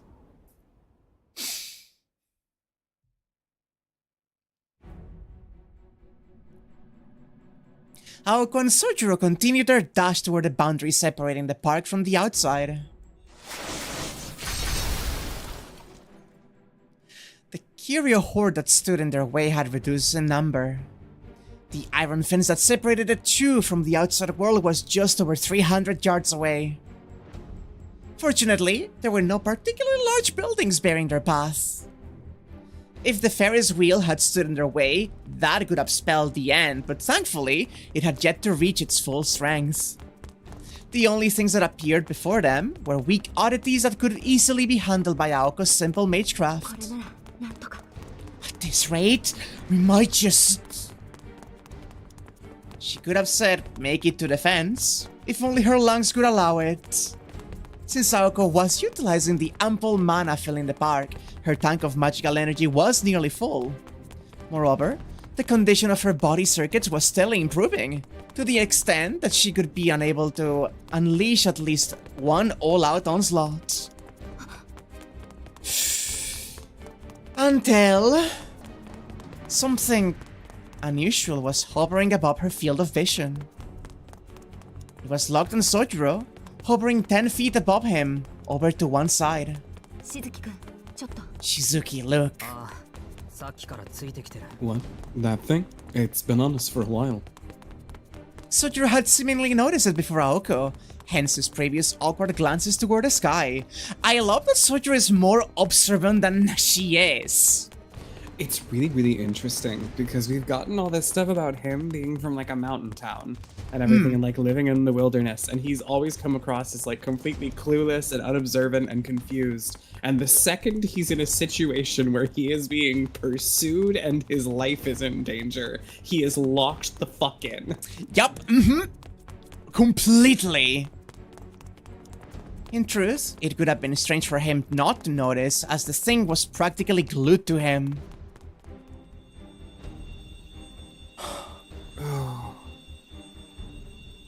Hello. Moon Grass. Queen Alice. In terms of its size, the floating object measured about 3 feet in diameter.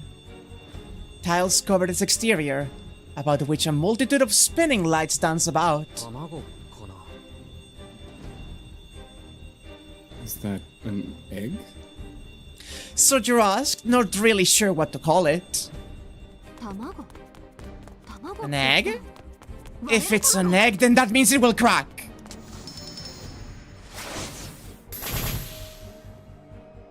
Her bullets bounce off like it was made of rubber. That trait, the ability to deflect all outside interference, confirmed to Aoko that this thing was undoubtedly a ploy kickshaw. Knew it. I can't break its rules from the outside.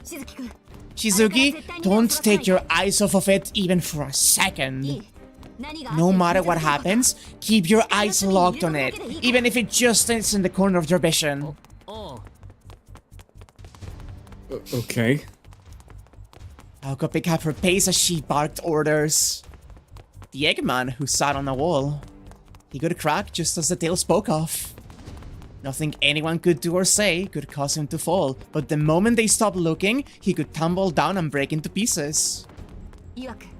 All the king's horses and all the king's men could put him back together again, or so it said. It was a Mother Goose poem, Humpty Dumpty. If Soldier was its target, then the moment he averted his gaze, it could tumble and explode. Except for the exploding part. Who knows what will happen when it falls? Either way, it was going to scatter something troublesome when it fell. Its oval shape, the keyhole adorning the front, and writing inscribed upon it, they all made her anxious. If it was an egg, that meant it was going to hatch at some point. Even if he continued his stare, once the time came for whatever was inside to come out, they could have even less ability to conserve their energy. Ozaki, slow down, would you? If you use up all your energy now, you'll... Forget about what comes next. Just focus on watching that egg. Not the fucking SCP Humpty Dumpty, yeah! At this critical juncture, Breadmen stepped out to join the egg and block their path. Out of the way! The Breadmen were marching forth in a grand battalion. At her level of firepower, Aoko should have easily mowed them down. However, these have hard crusts? Take this!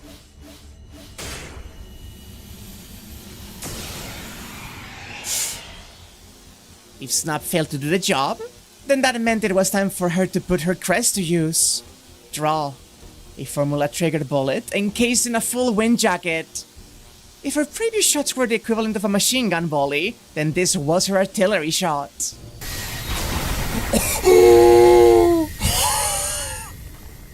God.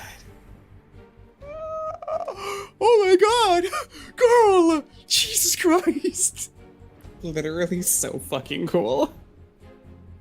The hard crust bread that had absorbed her snap without a dent, scattered in thousands of tiny pieces at her dross torrent.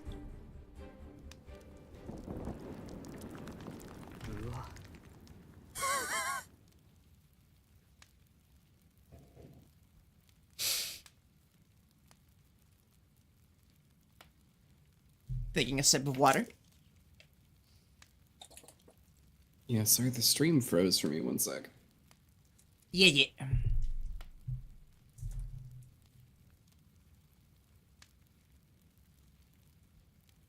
Come on, pretty please. There we go. Yeah. Whoa. Of course, the destruction did not end with just the Breadmen. What had once been a brick road was now thoroughly stripped of its pavement. The nearby stalls had been warped into twisted steel skeletons. Aoko! It was a spectacle that made Sojiro question what the greater obstacle to their escape was, the wall of Breadmen or Aoko's ability to lay waste to things. Hey, don't wander off! It's dangerous if you don't stick close to me. Come on, get closer! We're out of strikes, you know. If they surround you, you're a goner. You should know, hostages don't mean squat to me. And it's not like I can pick out my targets precisely anyway. This made a lot of sense to Sojiro. He had not fully appreciated the part about hostages, but he got the gist of it. So basically, I'm in danger no matter where I stand. Choo! Offended though she was by his typical naive response, she could not help but be impressed. Sojiro was a straight arrow through and through. His eyes stayed firmly focused on the egg overhead, even amidst the chaos of the melee unfolding before him.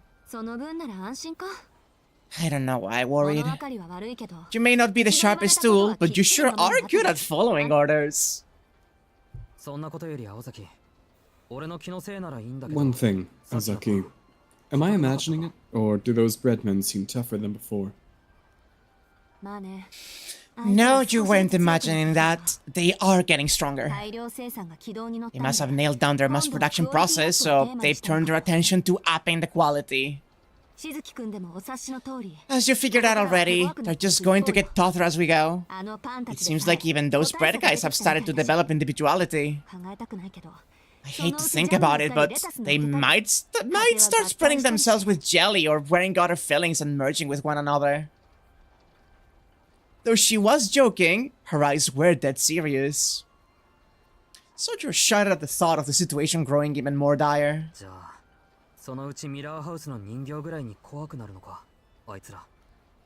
you're saying that those guys are going to become as terrifying as the puppet from the House of Mirrors soon? Oh, you can count on it, and I'll have my hands full with bread that rare. Say, Shizuki, think you can handle yourself against one of those? Sojiro shook his head, a look of a complete aversion upon his face. I didn't think so. So let's get moving. We cannot afford to hang around here. Aoko took a quick, deep breath, then began to sprint once again. Far in the distance, through the fog, the iron fence waited 300 paces away. As long as nothing happened, they could make it out of there in one piece. Sojiro followed after Aoko, holding on to that all too convenient hope. I want to see Humpty Dumpty, come on please. But hope was something ever fleeting. In fact, it lasted not even 300 yards. The edge of the amusement park may well have been the edge of the world.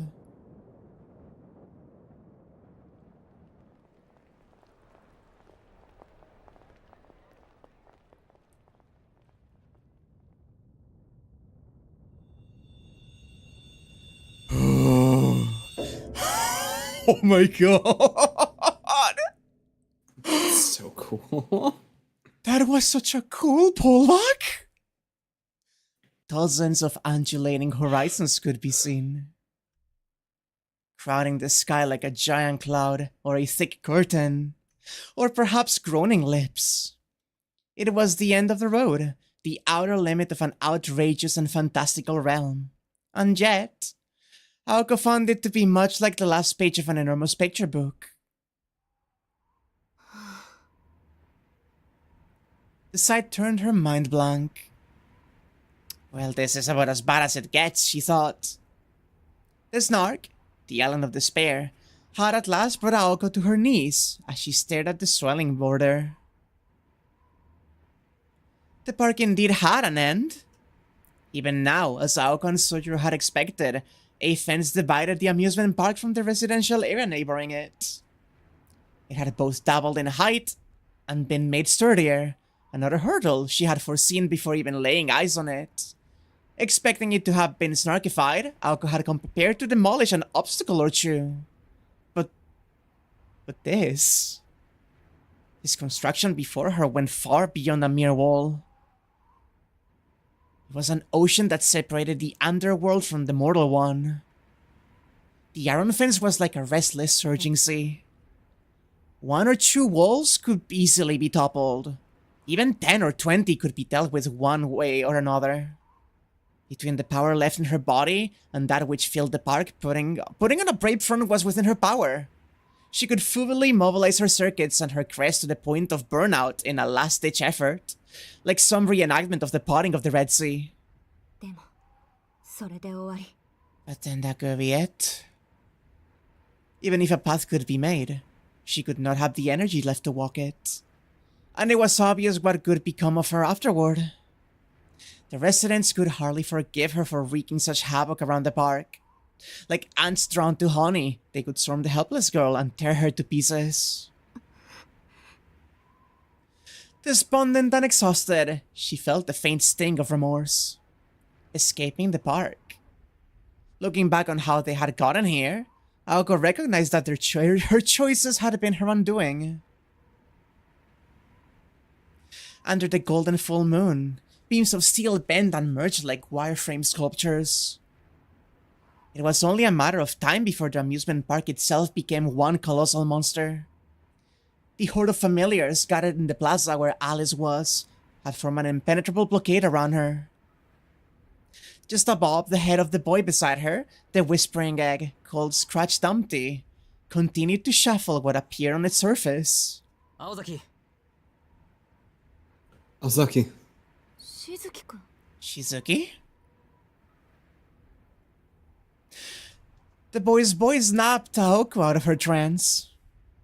If only for a moment. The stark reality of the situation quickly dawned on the novice mage. The sheer hopelessness of it all as it ripped out and snatched away any will she had to resist.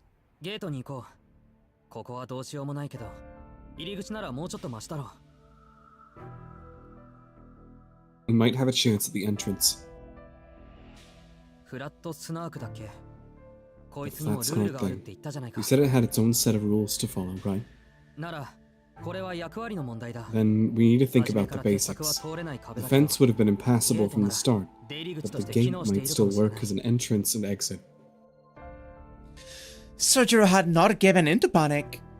Aoko found herself honestly admiring Sojiro's ability to analyze Snark's characteristics given the circumstances. Now calm, she stilled her resolve. You're right, the gate is a good option. But just getting there will be a challenge. Even the weakest enemies, those lulls, are becoming hard to deal with. Plus, the best of her familiars are just going to keep gathering at the plaza and the entrance. I mean, the gate itself might be a monster even worse than the Ferris wheel. It's designed to look like a giant kitsy. So you're not going to go to the front gate? Nah, we have a better chance over here. Aoko took another glance at the undulating fences. It was too late to achieve their goal of making it out alive. In that case, she decided to prioritize the other promise she had made. I'm gonna go ahead and break down the fences here. You have to escape once you see an opening. Then my job will be done. Though her words were few, her tone told the whole story. She was telling him to escape by himself. It's not possible. You can't destroy them by yourself, Ozaki. If I were by myself, you'd be right. But right now, the park is actually helping me. With this much fuel, all I need to do is aim and pull the trigger. One good blast should be enough. That said, I'll only be able to do it once, so as soon as I open a hole, I need you to run like your life depends on it. She could carve a path right through this iron sea of fences. Gambling on a final effort, a great incantation to launch the biggest projectile she could manage. As an outsider, Sojiro could not even begin to imagine just how much of a burden this could be for her. All he could imagine was a hazy vision of Aoko being left behind in this park. What good happened to her? Could that girl in black come to save her? Cruel as it was to imagine, he knew she could not. After Aoko had exhausted her very best in order to save him, that girl could not stay her hand. The only way Alice could let Aoko off the hook was if Aoko killed Sojiro's payment. And so... Get back about 50 feet. It will take time to cast, but I'll make sure to finish this before the egg gets hard-boiled. It went without saying that this was the only path.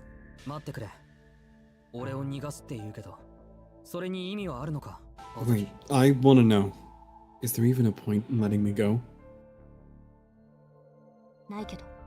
None.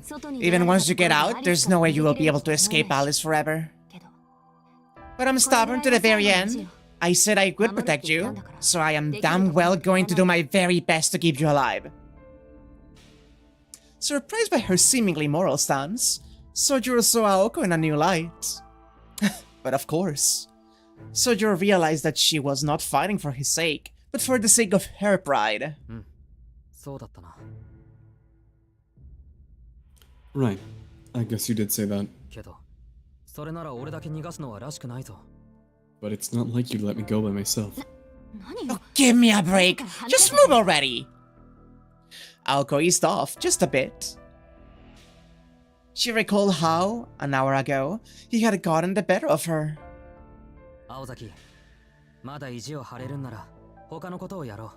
Ozaki, if you're still willing to fight, then let's do it some other way. If you can destroy that monster of a fence, then let's put your power to better use. There isn't anything else I can do. Sorry, but all I can do is destroy what I can see. Dying for some forlorn hope isn't how I want to go out. Don't you get it? The fact is, blowing this thing up to let you slip out is all I can manage. I can't beat But Snark or anything else. It's the least I can do after... So you're gonna run from this responsibility too? Aoko was just about to turn her back on him when Sojiro clutched her hand. His words caused something inside of her to boil with rage. It was as though someone had set her heart on fire. The surprise that pricked open her true feelings and the disappointment she felt toward herself thawed her frozen limbs. Why did you? Don't get it backward. I'm the one letting you escape, not the other way around. I will blow the whole damn park if I feel like it. Just you watch. Okay, in that case, it'd be a waste to help me escape right now. Save that move for when you really mean it. I'll give you a hand till then. You? Help me! Talk about a waste of time! Now you're really pissing me off. Just get out of here, you dimwit! What use do I have for a dunce whose special power is running himself ragged? I may be pretty exhausted, but you're in worse shape, Ozaki. Just look at yourself. You're tired and injured. Not to mention the injury to her back that Aoko had nearly forgotten about. Even now, she couldn't ignore the pain that the automaton had inflicted on her spine. With her own will, she'd managed to push it out of her mind, mostly. Even without any of that magecraft stuff, I'm still in better shape than you are. I could probably even carry you all the way to the entrance if I needed to. Don't make promises you can't keep. Just go. I'm used to this and you're not. This is your first time facing this sort of thing, right? So it's okay. The fact that they were a team. The fact that she could still have to kill him after all of this. None of the irony was lost on her as she said those words. It didn't matter anymore. Still, Sojiro did not let go of her hand. He gripped it even harder. His expression was the same as ever. Aoko frowned, trying to figure out if he was upset with her. You're right. This is my first time with this sort of thing. But I've experienced my own fair share of danger in the mountains. I've even been attacked by a deer, you know. As a city girl, she had no idea what it meant to be attacked by a deer, but his determination was apparent enough. True. Looking back on it now, he had maintained his composure through it all. A normal person could barely be able to talk through such panic. Perhaps growing up deep in the mountains, far from civilization, had taught him how to stay calm in the face of so much. So trust me, just a little. He spoke his plain, unadulterated feelings and released his hand. There was no lie in him. In fact, he was too honest, so much that she found it hard to believe him. Sojiro had no reason to go that far. As it stood, Aoko had no future. After confessing this and telling him to escape, why did this boy still offer to help a person like her? I don't understand. Why do all this? You're going to die if you stay with me. This is it. This is your last chance. Think it through. You should be running.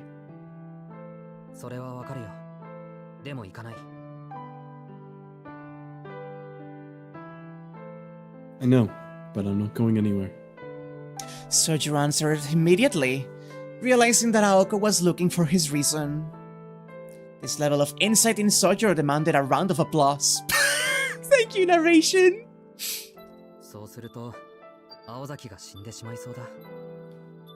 If I do, you'll die, Ozaki. His words were as irrational as always. But why? Why do it? Why go so far for me? She was yelling out of frustration.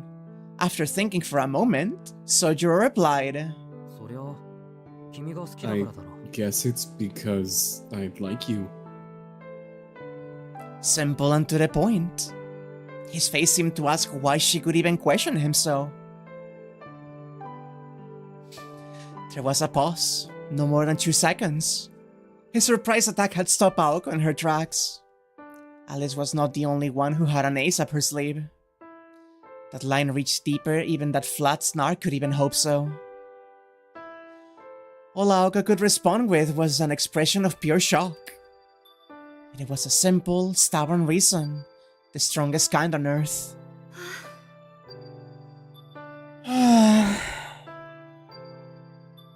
Sojiro Shizuki was indeed incomprehensible, to be able to work unconditionally with someone who was trying to heal him. But she felt as though she'd finally grasped a sliver of his true nature.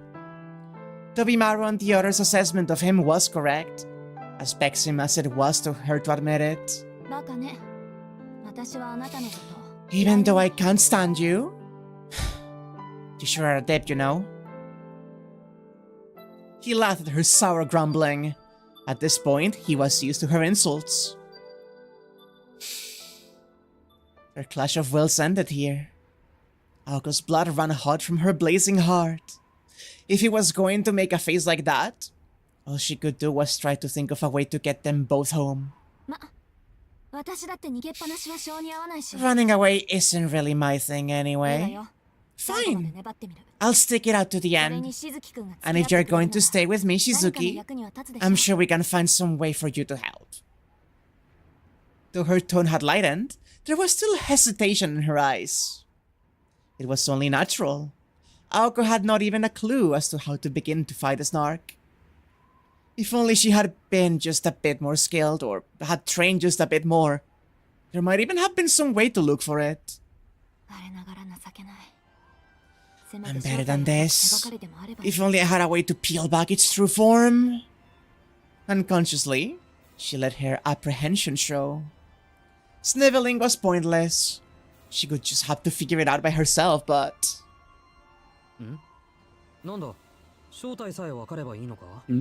What's all this we need to figure out? Huh? Aoko gave him a look, as if to ask what that was supposed to mean. I mean, you asked me earlier to look for something weird, right? Sojiro also made a face that suggested she should have brought it up sooner. Wait! You know what it is? I think so. Well, I've been wondering about it for a while, actually.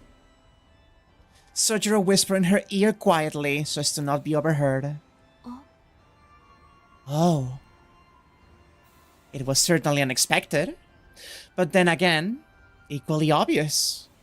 After he explained the mistake, she knew right away that he was correct. At last, she had an inkling of Flat Snark's original form, namely... Ooh, I love that Sojiro. I love Sojiro so much! Oh my god! It's amazing. Holy shit, dude.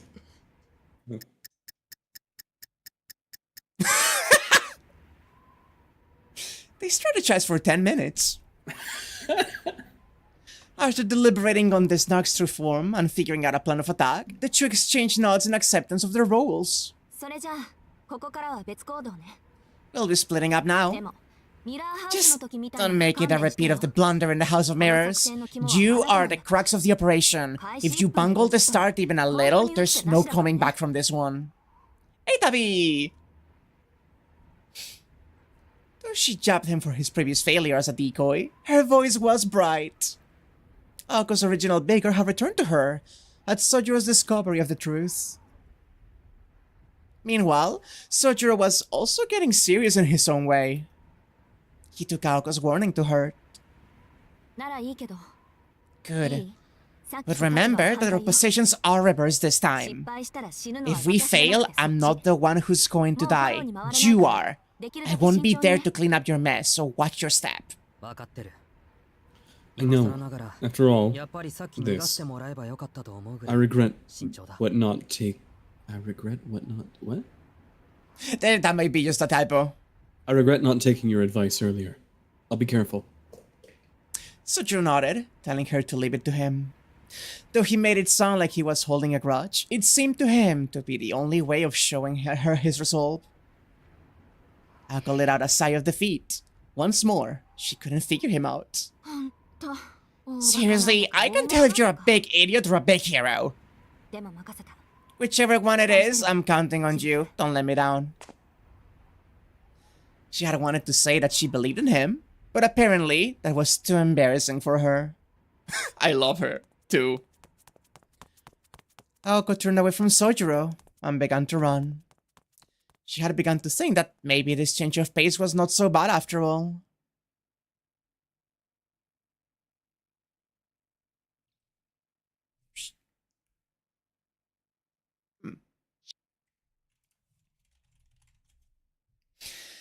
And so ended the intermission. The young cast members were handed their new lines. Whatever happened next? The Night of Witches had, at long last, entered its climax. Ooh, let's finish this for the stream. Come on. Come on, baby. Come on, baby. Come on, baby.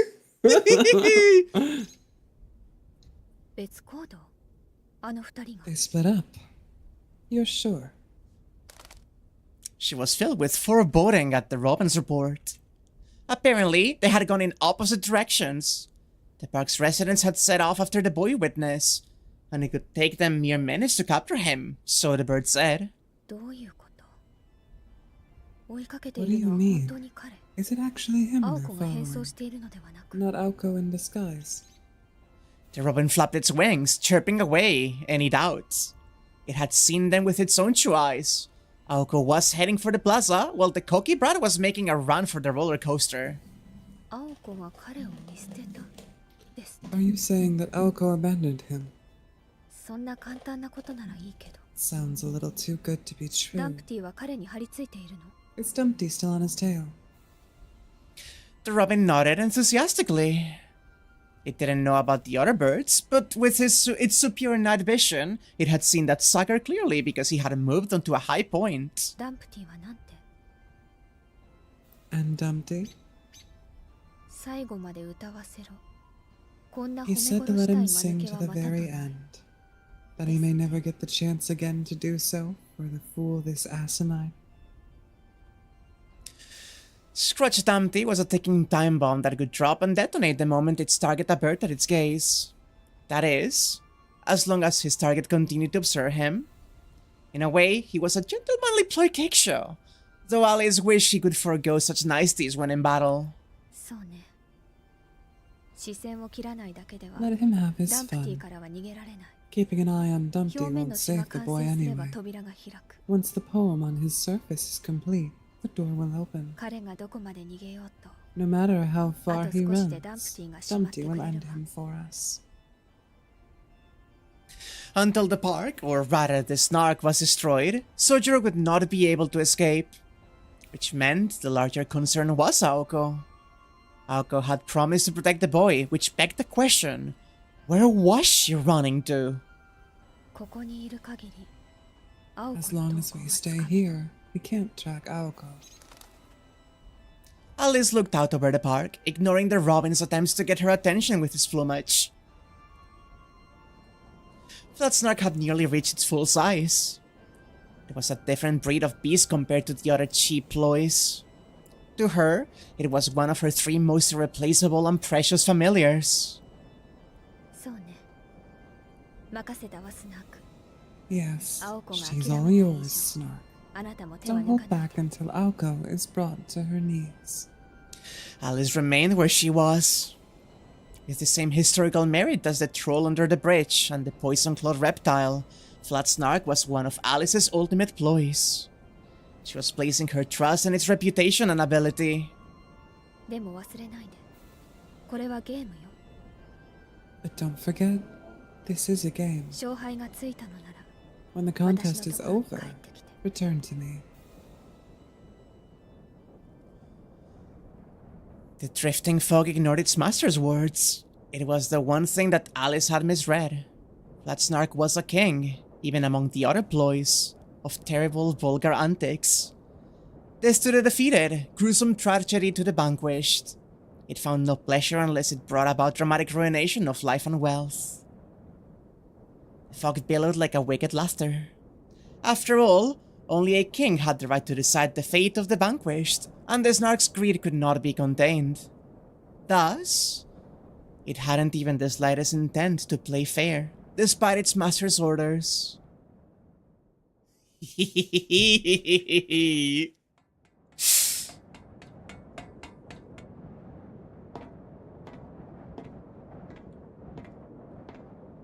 Over 100 feet high. One careful step at a time, the figure made its way gingerly up the track which stretched into the heart of the amusement park. He stayed, his beating chest and the pounding of his breath. Even tiny movements were an obstacle to his progress.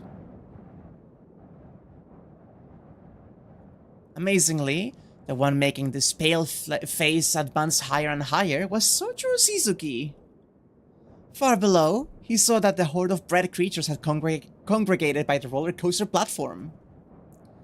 As they bustled this way and that, their numbers continued to increase by the minute, seemingly cheering on Sojiro with raised arms as he made his ascent.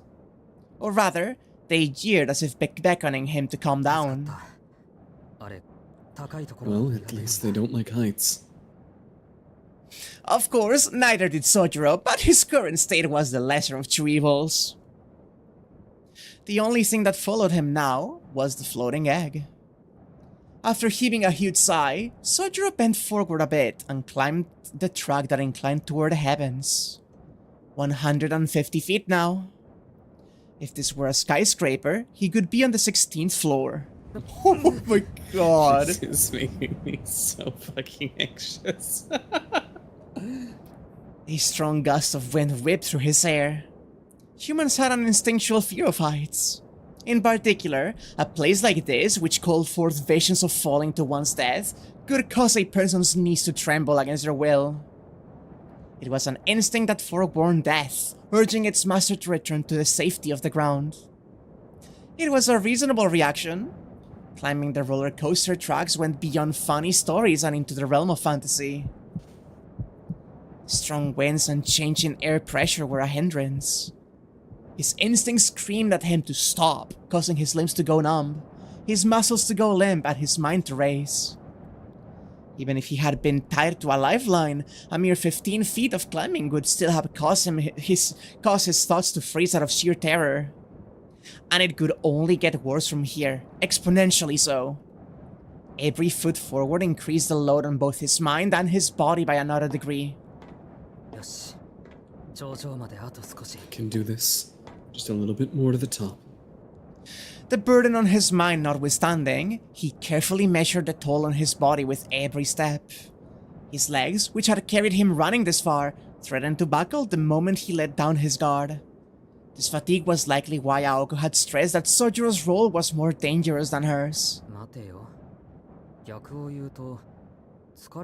Wait, would Ozaki have been so worried if I wasn't tired? Sojiro laughed as he stared at the floating egg. He reflected on the course of events that had led to this absurd situation. Not even 10 minutes ago, they had been engaged in conversation.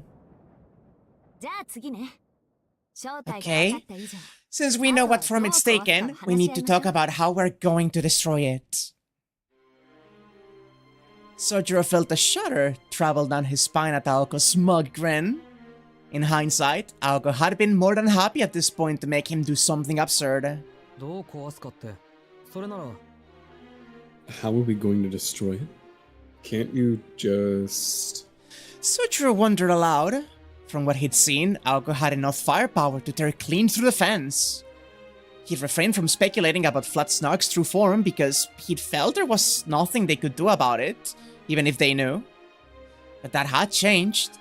For Aoko, the impossible was quite literally within her grasp.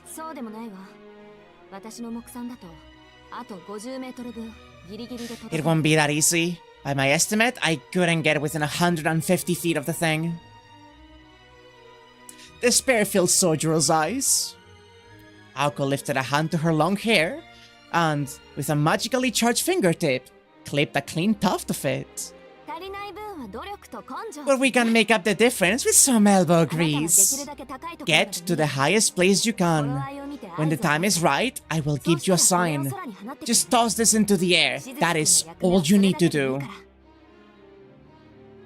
But based on where Aoko pointed her gaze, she did not really mean to leave it up to Sojiro to pick the highest place he could find. She was staring conspicuously at one of the amusement park's two main attractions, the roller coaster.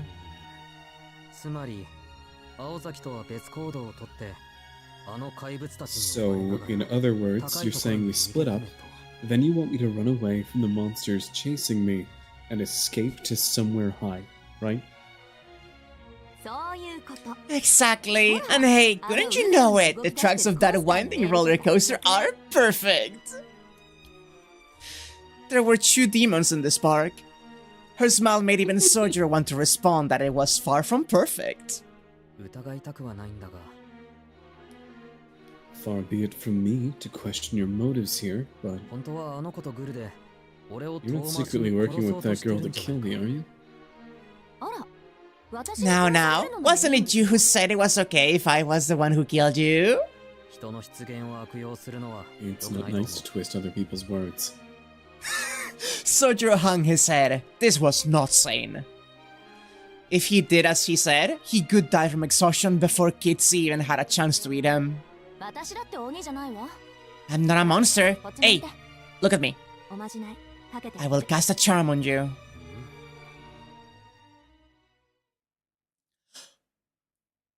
It was the lightest of touches, close enough for their breaths and skin to come in contact. Oh! Oh. Zaki, he finished with a hushed voice. For one of them, this was a rather mundane magecraft. For the other, it was a head-spinning, intimate ambush. It's so cute.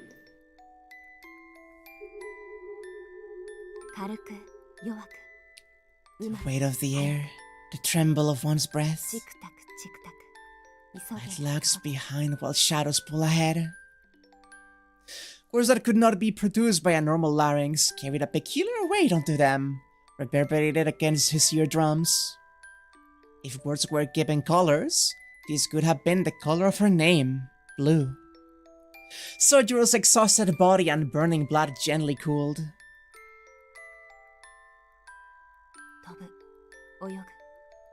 A bird in the sky, a fish in the sea, chew in the distance, stuffed out and anxiety in a sack. Begin the journey at dawn. A shining star falls into your heart. In reality, it took but a few seconds. But the sudden contact had felt a little longer. Mesmerized successful, I think. This is the first time I've actually felt it take. I guess all those lectures from Alice paid off. A very merry Aoko stood aside a very confused Sojiro. After he asked what the heck had occurred, she responded, It's It's an elementary suggestion. I temporarily erase your sense of fear, so you should be able to climb up there no problem. The biggest thing standing in your way is your nerves, right? If you don't feel fear, then no matter how high you climb, it's no different from walking a balance beam. Oh, Sojuro! He seemed to get it. It actually all sounded like Greek to Sojuro, but he accepted it as an explanation for her strange actions. Power word lock-in! Yeah!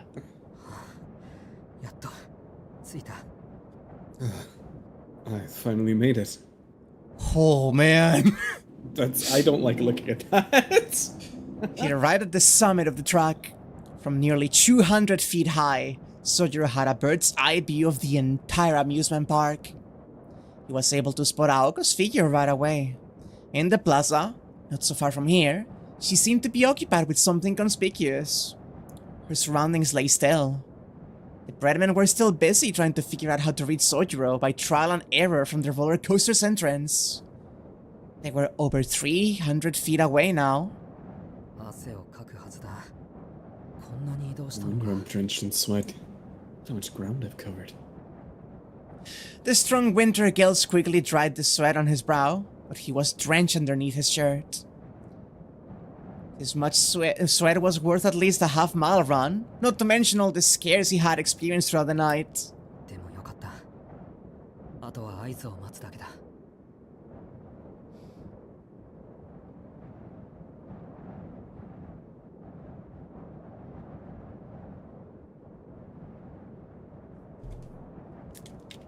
Did it cut off? It must have. Yeah, I read it. It didn't sound sorry. Okay, now all I have to do is wait for the signal. He felt a wave of relief, but not at the thought of Aoko destroying the Snark and this nightmarish park. He was simply happy that he could repay a bit of his own debt from the House of Mirrors. A blue bullet rose from the plaza where Aoko was located. That's the signal. Sojuro stood atop the tracks, pulled out the pouch he had stowed in his pocket, and tossed it forward. Without any regard for his questionable footing, he gave it a mighty overarm pitch. The small pouch drew a parabolic curve in Aoko's direction, quickly becoming untied midair. Inside the bag was the lock of her hair and a small stone weight. Just throw it with the wind from somewhere high up and I will take it from there. Aoko had said, but it was Sojuro's effort that had set the plan in motion. The tuft of hair remained airborne, drifting as if watching over its owner. Sojuro's job was done. He remained concerned about the egg hovering over him, but there was nothing he could do about it. Sojuro breathed a sigh of relief and leaned forward to watch the rest of the plan unfold. But then...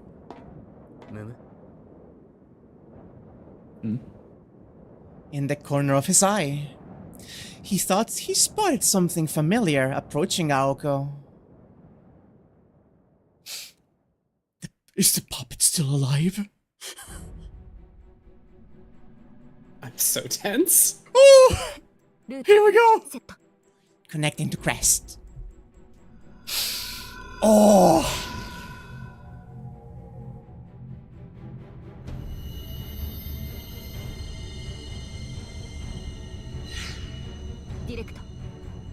Direct current crests, first layer, second layer, third layer reserved. Magical energy supply fixed to greater source. Flow check, angle check, formula stability, good enough. A pattern began to carve itself into the brick street. The casting of an unprecedented incantation with unprecedented range. Keeping the rising tension contained within her chest, the fledgling mage snapped her fingers. Down. Bullet configuration, convergent launch. She kneeled at the center of the formula and raised her head to the night sky. Not even a glimpse of the transmogrified fantasy land around her entered her vision now. Only one thing, one untouchable thing was reflected in her blue eyes. So, this has been on my mind for a while now. This is how their conversation started a few minutes prior. Sojiro began with a simple statement of fact. In truth, it really was the simplest of discrepancies. Any difference between the reality of an hour ago and the illusion of the present was both infinitesimal and infinite. I thought maybe I didn't know what I was looking at because of the clouds. It was hiding in plain sight. Too impossible to be real. Too outlandish to be here. In this amusement park, where every paradigm had shifted, something was brazenly flaunting its normalcy.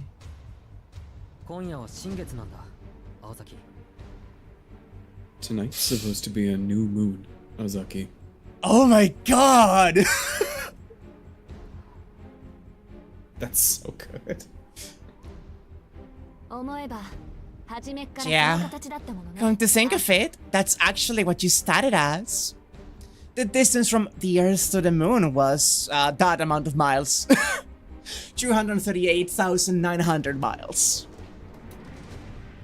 If it truly was identical to the actual moon, then this monster indeed lived up to its eerie reputation.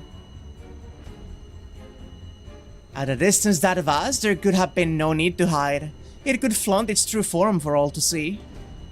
But if it had to hide its true form, that meant it was vulnerable. The monster's camouflage implied that it sat within the reach of human hands. At best, my max range is 650 yards or so. At this point, it was time to give it all she had. Drawing on the energy surging through the park, she extended her firing arm.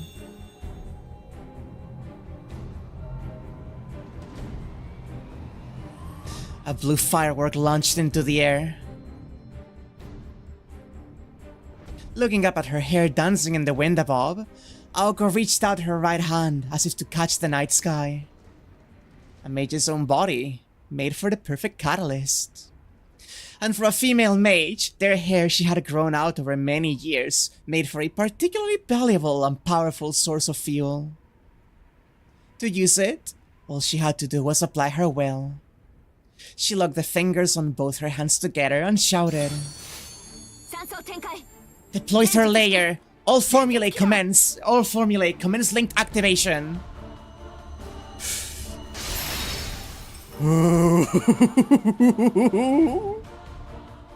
She hurled forth a clear challenge to bind the moon to herself. Oh my god. That's so funny. The clouds! The mist began to whirl about in a vortex. The monster high above bore its fangs at the sight of the blue spell that appeared in midair. Did she figure it out? By the time Alice had noticed the change, the hostility between Aoko and the Snark was palpable. Very well. This round goes to Aoko. Return immediately. Perhaps removing the rain clouds was too obvious a hint. But I suppose one can't win them. But Snark? The fog continued to thicken with no sign of abating. The moon that floated in the night sky could not pardon such an insolent mage. As if the Lord of the Night could bow down to such impudence, there was no staying its wrath at a challenge so fragrant. Snark. The robin swooped in to give its report, but Alice waved it away. Her gaze was fixed on the transforming golden moon. Oh my god, it's so cool! Her calls of restraint did not reach it. This fairy tale monster was beholden to nobody, and it could have no qualms unleashing its vast might upon its puny prey.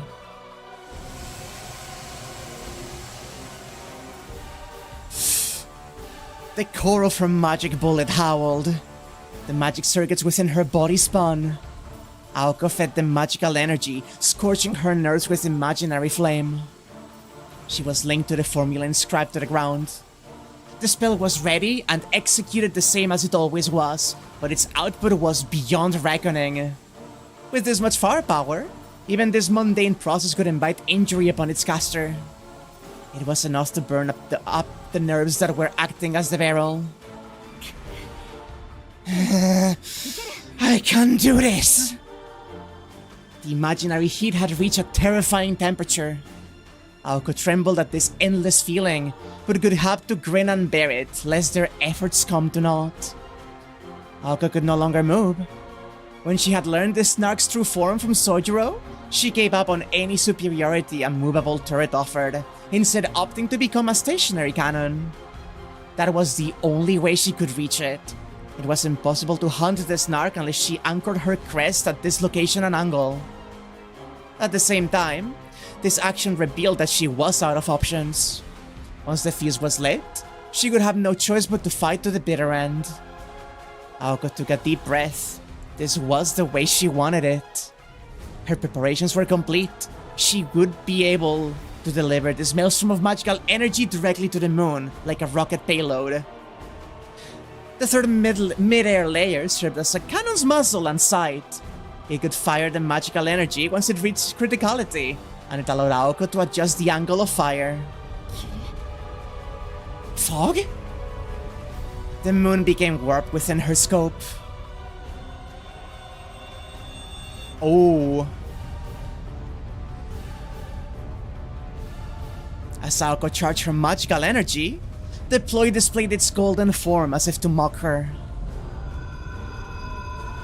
Come, worship the heavens, powerless scion of an innocent bloodline.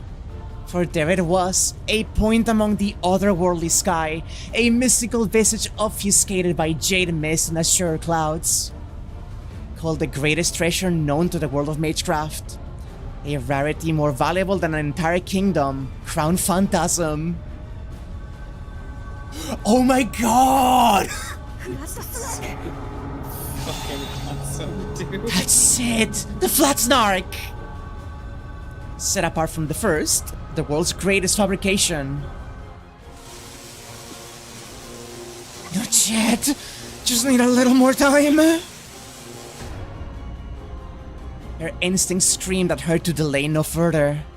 This fairy tale monster was the greatest of its kind, and it was about to expose its true form. Its open hostility made it clear that it was ready to counterattack. I can't move, not with an incantation this long. If it attacks before me, it's all over. She had to shoot it down first. Magical energy was at 80%. The formula was operating normally. All that was left was to pull the trigger, but... the calm voice inside her head asked if that was really okay. She had one shot at this, and there was no going back. It was a battle of precision with no room for miscalculations. Even a tenth of a second of hesitation could tip the scales. Was she ready for the pain? Was she ready to deal with the fallout if she missed? Could she really even take down the moon with such a tiny bullet in the first place? Enough. Shoot first, ask questions later. Her eyes, fixed on the moon, were filled with determination. She knew that the moment she fired, the intense recoil would overwhelm her entire body. Still, she shouted. Bring it on! I'm gonna send this thing spinning with all I've got! With every ounce of spirit she possessed, she fired her ultra-long-range projectile into the sky.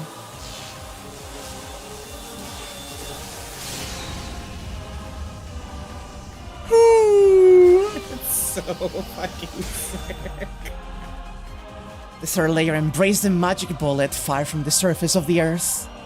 The crest, an extension of Aoko's self, unleashed light to pierce the moon. However,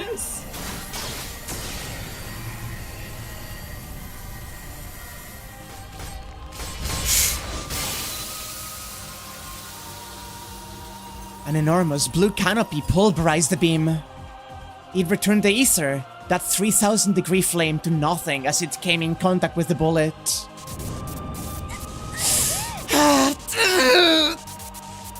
The recoil of the Grand Magecraft literally boiled her blood. Her body couldn't handle it. Her heart stopped. Her brain went numb from the pain and impact. Her nerves putrefied from end to end. But her magic crest revived them all by force. God. Ice? It was blocked by ice! Even though her vision had gone white, she could still see it. Swallowing the blood in her mouth, Aoko looked up with a scowl. There it was. An enormous shield of ice and a sneering, deformed skull. Did I fire too late? Did I fire too early?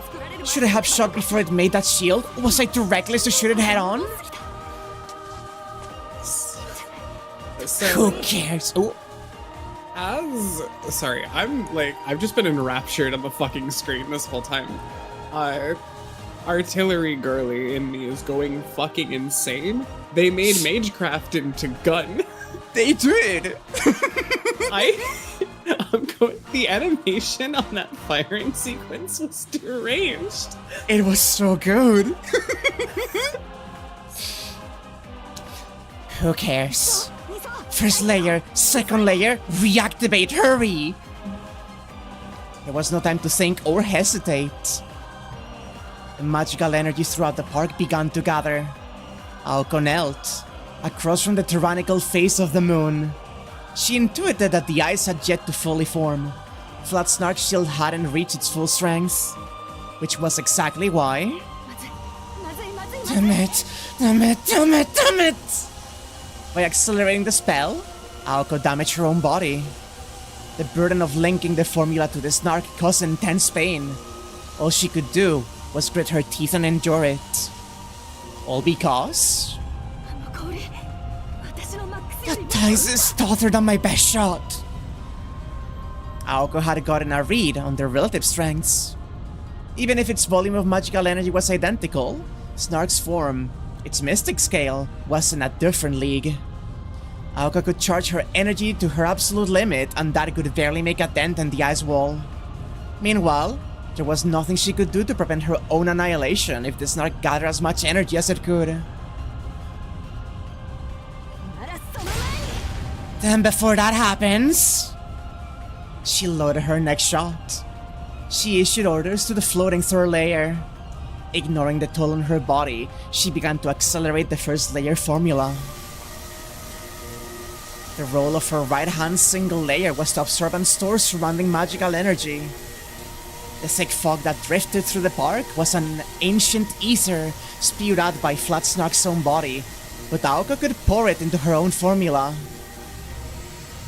Aoko's body, which had integrated with the formula, took on an amount of magical energy that far surpassed its maximum capacity. It seethed in agony. Or rather, it trembled in delight. For a mage, magical energy was a propellant to reach the realm of mystics.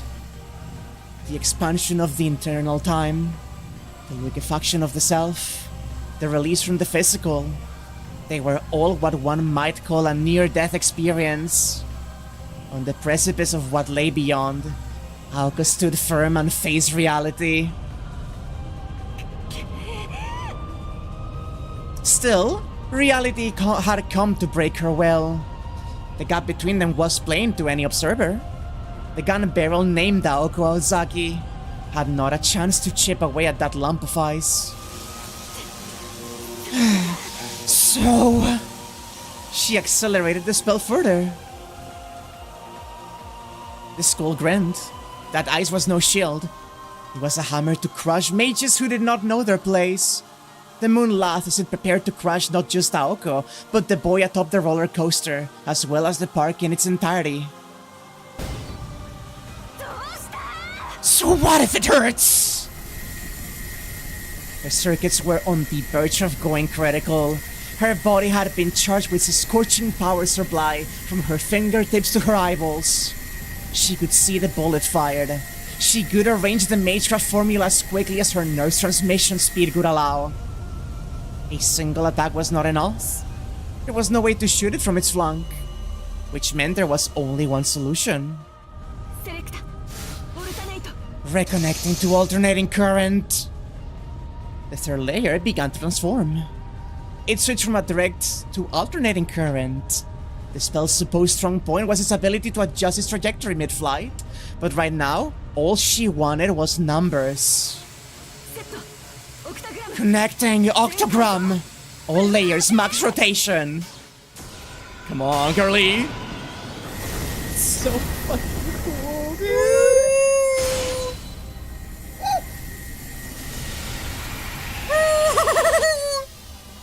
This is the sickest thing I have ever seen. A blue sun shined down upon the amusement park. Beams of light at maximum output streaked forth to pierce the golden moon.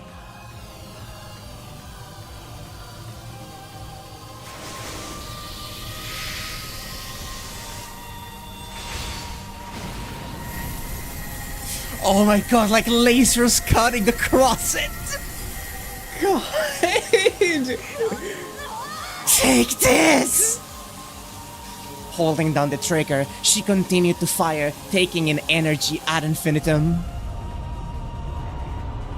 She's slowing it down, baby!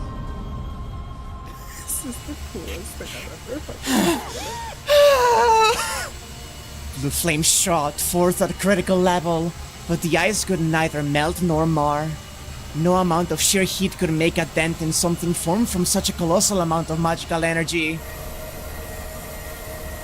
The toll on her circuits sent them berserk, and blood began to run free. The spirit should have been more than enough. He's just too strong. The battle had become a tussle over the magical energy that filled the park. From the very beginning, this had been the Snark's home turf. The Snark had controlled over at least 80% of the space, while Aoko had 20 at best. No, I can't stop it! No. The castle of ice descended as if to call the match. It's so cool though. I'm going insane, dude. All she could do was delay the inevitable. She knew that she had been backed into a wall, and right now, the only thing she could do was to keep firing. Then again, perhaps not. There was another option. If she converted all of her magical energy into a defense, there was a tiny chance, no, not tiny, a great possibility in fact that she could save just her. Shut up and do it already! Not even that ice has a chance against all the magical energy here. Clinging to that broken hope, Aoko continued to rotate her circuits. Time seemed to stop at the magical energy overdose. A second of intense pain lasted an eternity. Then, amidst everything... Huh? Something approached, one step at a time. Something from among the park's shadows. Something.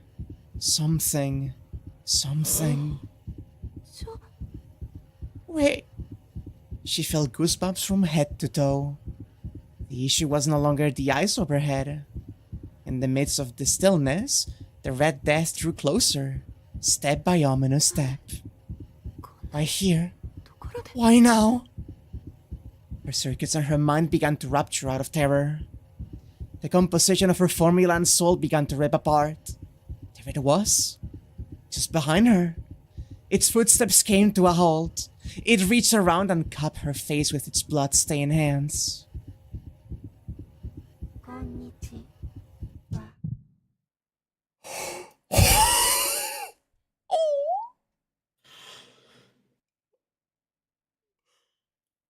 Greetings.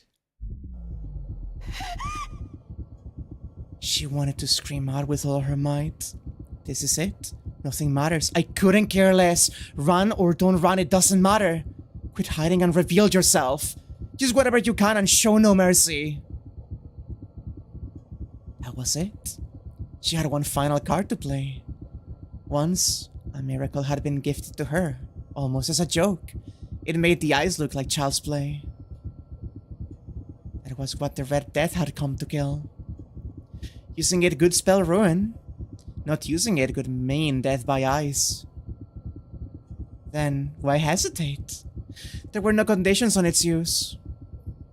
There was no price to pay for its power. She simply could cease to be herself. That was all.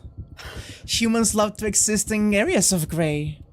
Dozens of electrical impulses disconnected in the brain every minute. Nothing lasts forever, not even oneself. It was not anything particularly worthy of disdain. It was not even anything remarkably worthy of being called taboo. Shut up. What escaped her lips now was rage. Bewilderment from the red silhouette.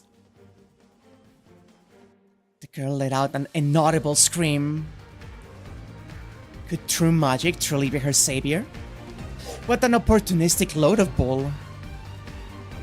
After all, to begin with...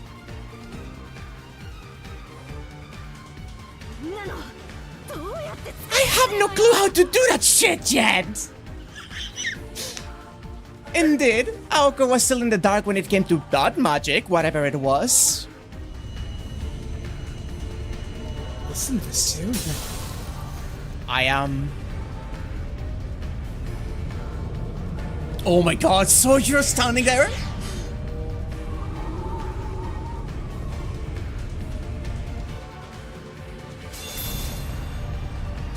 Oh my god, this graphics! I'm such a moron. She woke from her momentary hallucination. The very illusion her breaking soul had shown her. Whining had the opposite effect on her. Her pride was now ablaze. I'm sorry this is going longer than expected, by the way. No, I understand. So, you're gonna run from this responsibility too? Sojiro was right. Her opponent had put her in check, but she had done the same to it. It was clear why she was losing, so now all she needed was a counterplan, well within her abilities. No matter the odds, she was not one to give up without giving it one last shot. That's right. Giving up only comes after you've tried absolutely everything. Her numb fingers clenched into a tight fist. She was betting against the house, an unreasonable gamble that should have made her question her sanity. If her first step was off by an inch, her body would be instantly vaporized. But she knew a boy who never fled. She knew of a steadfast courage that could shine its light, no matter how small, through any desperate situation. Yes, there was more than just herself to be concerned about. If that ice fell, it could mean the destruction of the park in its entirety. Everything he had achieved, everything he had risked and dared and happily put his life on the line for, could be for naught. Really? What possessed him to be so bullheaded?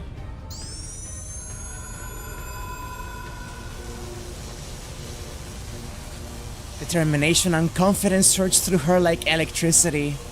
She was in no mood to be crushed by a giant sheet of ice. If she was going to lose, she'd rather do so as the grandest firework possible. Aoko was a sore loser.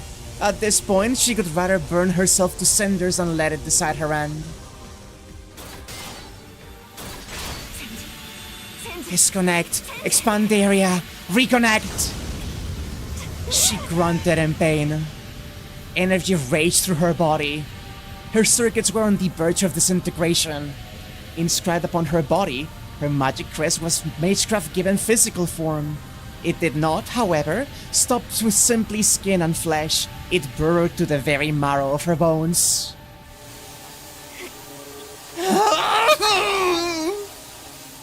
A playful smile graced her lips. Her sense of reason had been turned upside down by the pain. That was only natural. I can do this! She had to praise her own body for holding out so long while being pushed beyond its limits. The skullface noticed the abnormality. It finally recognized the challenge for dominance over the space. It laughed at the conceited face. Never did it expect a magician to challenge the great But Snark, lord of vessels over a millennium, and in such an age of decline. She's so cool! God, dude, this is the hypest shit I've ever seen! She tried to catch her breath. She braced herself for the coming pain. She was going to smash that ice to pieces. Both had access to the same amount of magical energy. One of them was greatly outmatched, but there was a difference in her output. If I'm losing because of the scale of energy absorption and the size of the barrel, then the solution is simple. All I need to do is make the formula bigger and me with it. Reconnect bullet configuration. Oh my god. God. The feedback could go beyond anything she had experienced to date. Quite simply, her decision went beyond recklessness. She expanded both formulae to maximum size. The first layer could transform into a giant vortex, swallowing up the mist. The second layer could process it from one end and pump it into her barrel. I was naive, thinking I could do something cute like shoot it down. What I need to do is blast it to hell!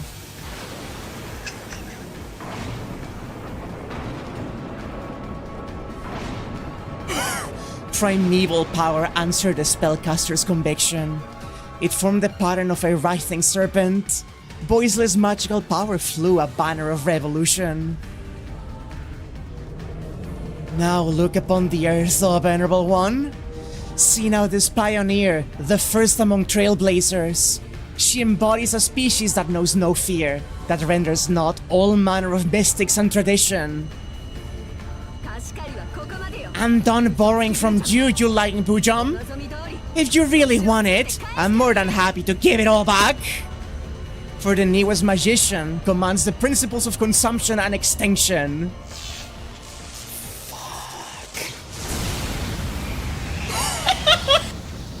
Holy shit, dude!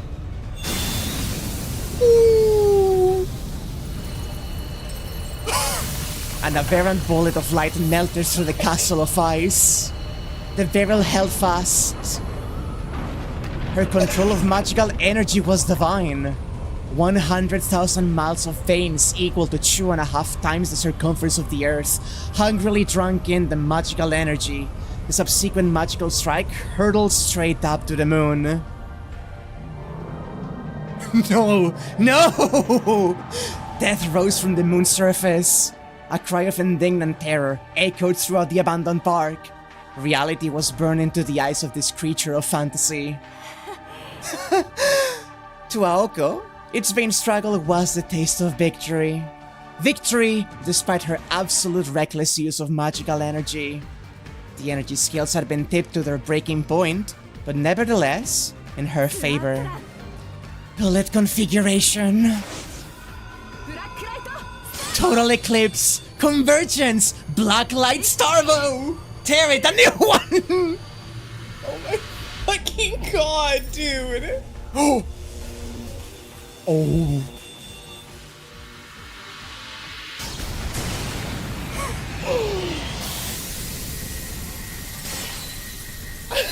Shatter, shatter, shatter. The skyscraper scattered into atomized dust. Oh The island, it's unattainably extolled and swallowed hold. Its unattainability extolled had swallowed whole the despair of its many challengers. Long had it proudly eluded mankind's intellect.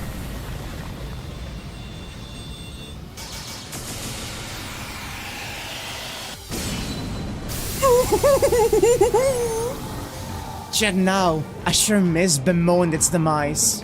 In the sky, the icy canopy crumbled. The Snark hunting bullet jumped over the moon. Its throes of death sounded like the roaring sea, reverberating across this fairy tale land. Yep! Jumped over the moon, you son of a bitch! Dude, oh my fucking god. This is the coolest thing I've ever fucking seen in my life. The battle was over. The thick fog dissipated, and the shattered ice melted away before it hit the ground. A lethal bullet unseated the Night King from his throne, affording him no time to grieve his loss.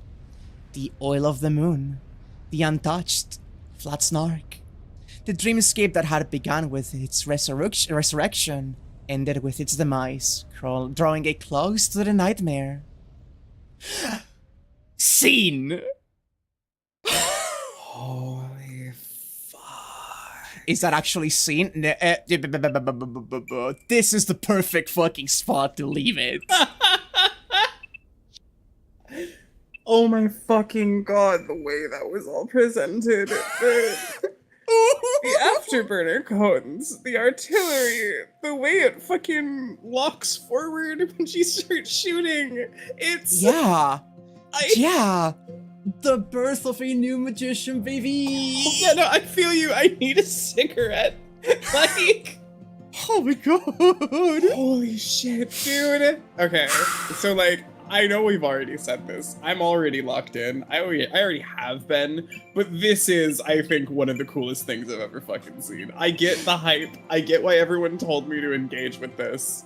Jesus fucking Christ. Oh my god, holy fuck. Dude, holy shit, what the fuck, dude? Oh, the CGs don't unlock until the end of the act. I am so overwhelmed right now. Okay, watching how they move those sprites the entire time, a ton of this stuff is like deceptively simple in like a masterwork way. Like the way to make those circles rotate, those magic circles, I know how to do that. It's such a simple, like, just transition. And it's so amazingly done. There's things too, like the way that she made her arm sweep across the screen and then she showed up pulling it up and it made like the motion of the arm moving from back to front and leaving behind the trail. It was all in the animation timing, but the actual thing was like the arm and the body frames just moving at slightly different speeds. Yeah, exactly. It's amazing. Oh my god. Oh my god, this is the coolest fucking thing I've ever seen in my life, dude. Holy fuck, dude! I wanna like sit here and put on my thinky cap and start like breaking it down, but I'm literally just sitting here like, it was so fucking sick, dude! Oh man. Oh man. Oh man.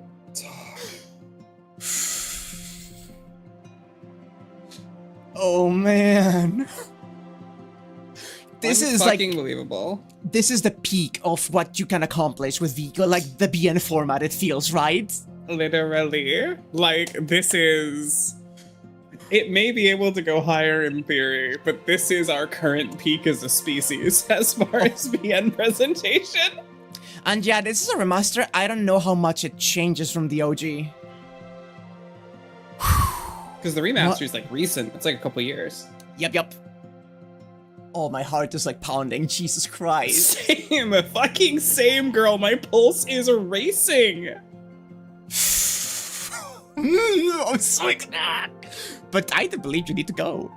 Yeah, I need to go make dinner. But how can I just go after that?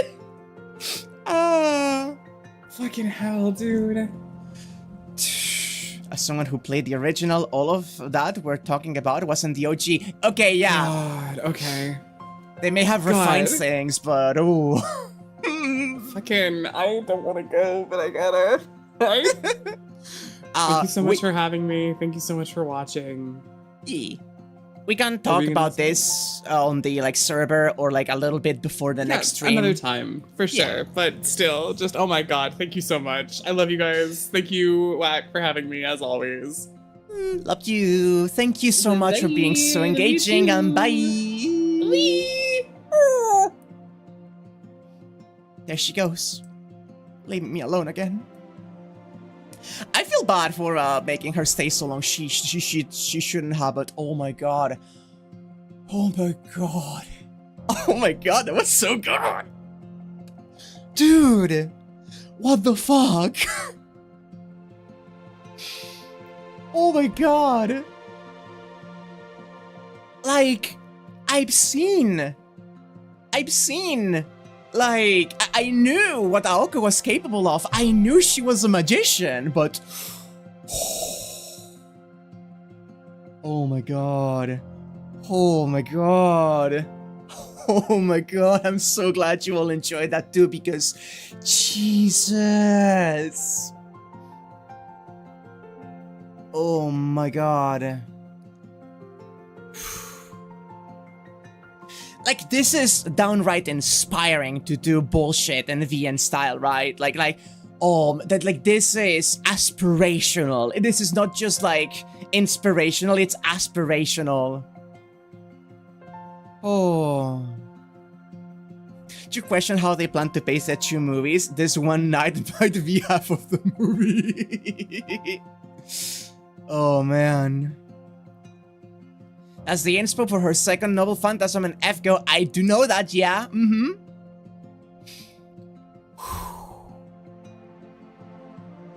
Oh. We're working on that prop of yours and barely got anything done to put forward how engaged you were. Oh god, oh my god. So many tricks that look to look at and go, oh, I could do that. Yeah, no, but literally. Because again, this PN's like quality is superb. It is incredible in what it does, but what it does, it's not even like, it mixes really well-learned animation techniques to make the best out of the assets with just gorgeously drawn art. Matching the quality of the art is essentially impossible.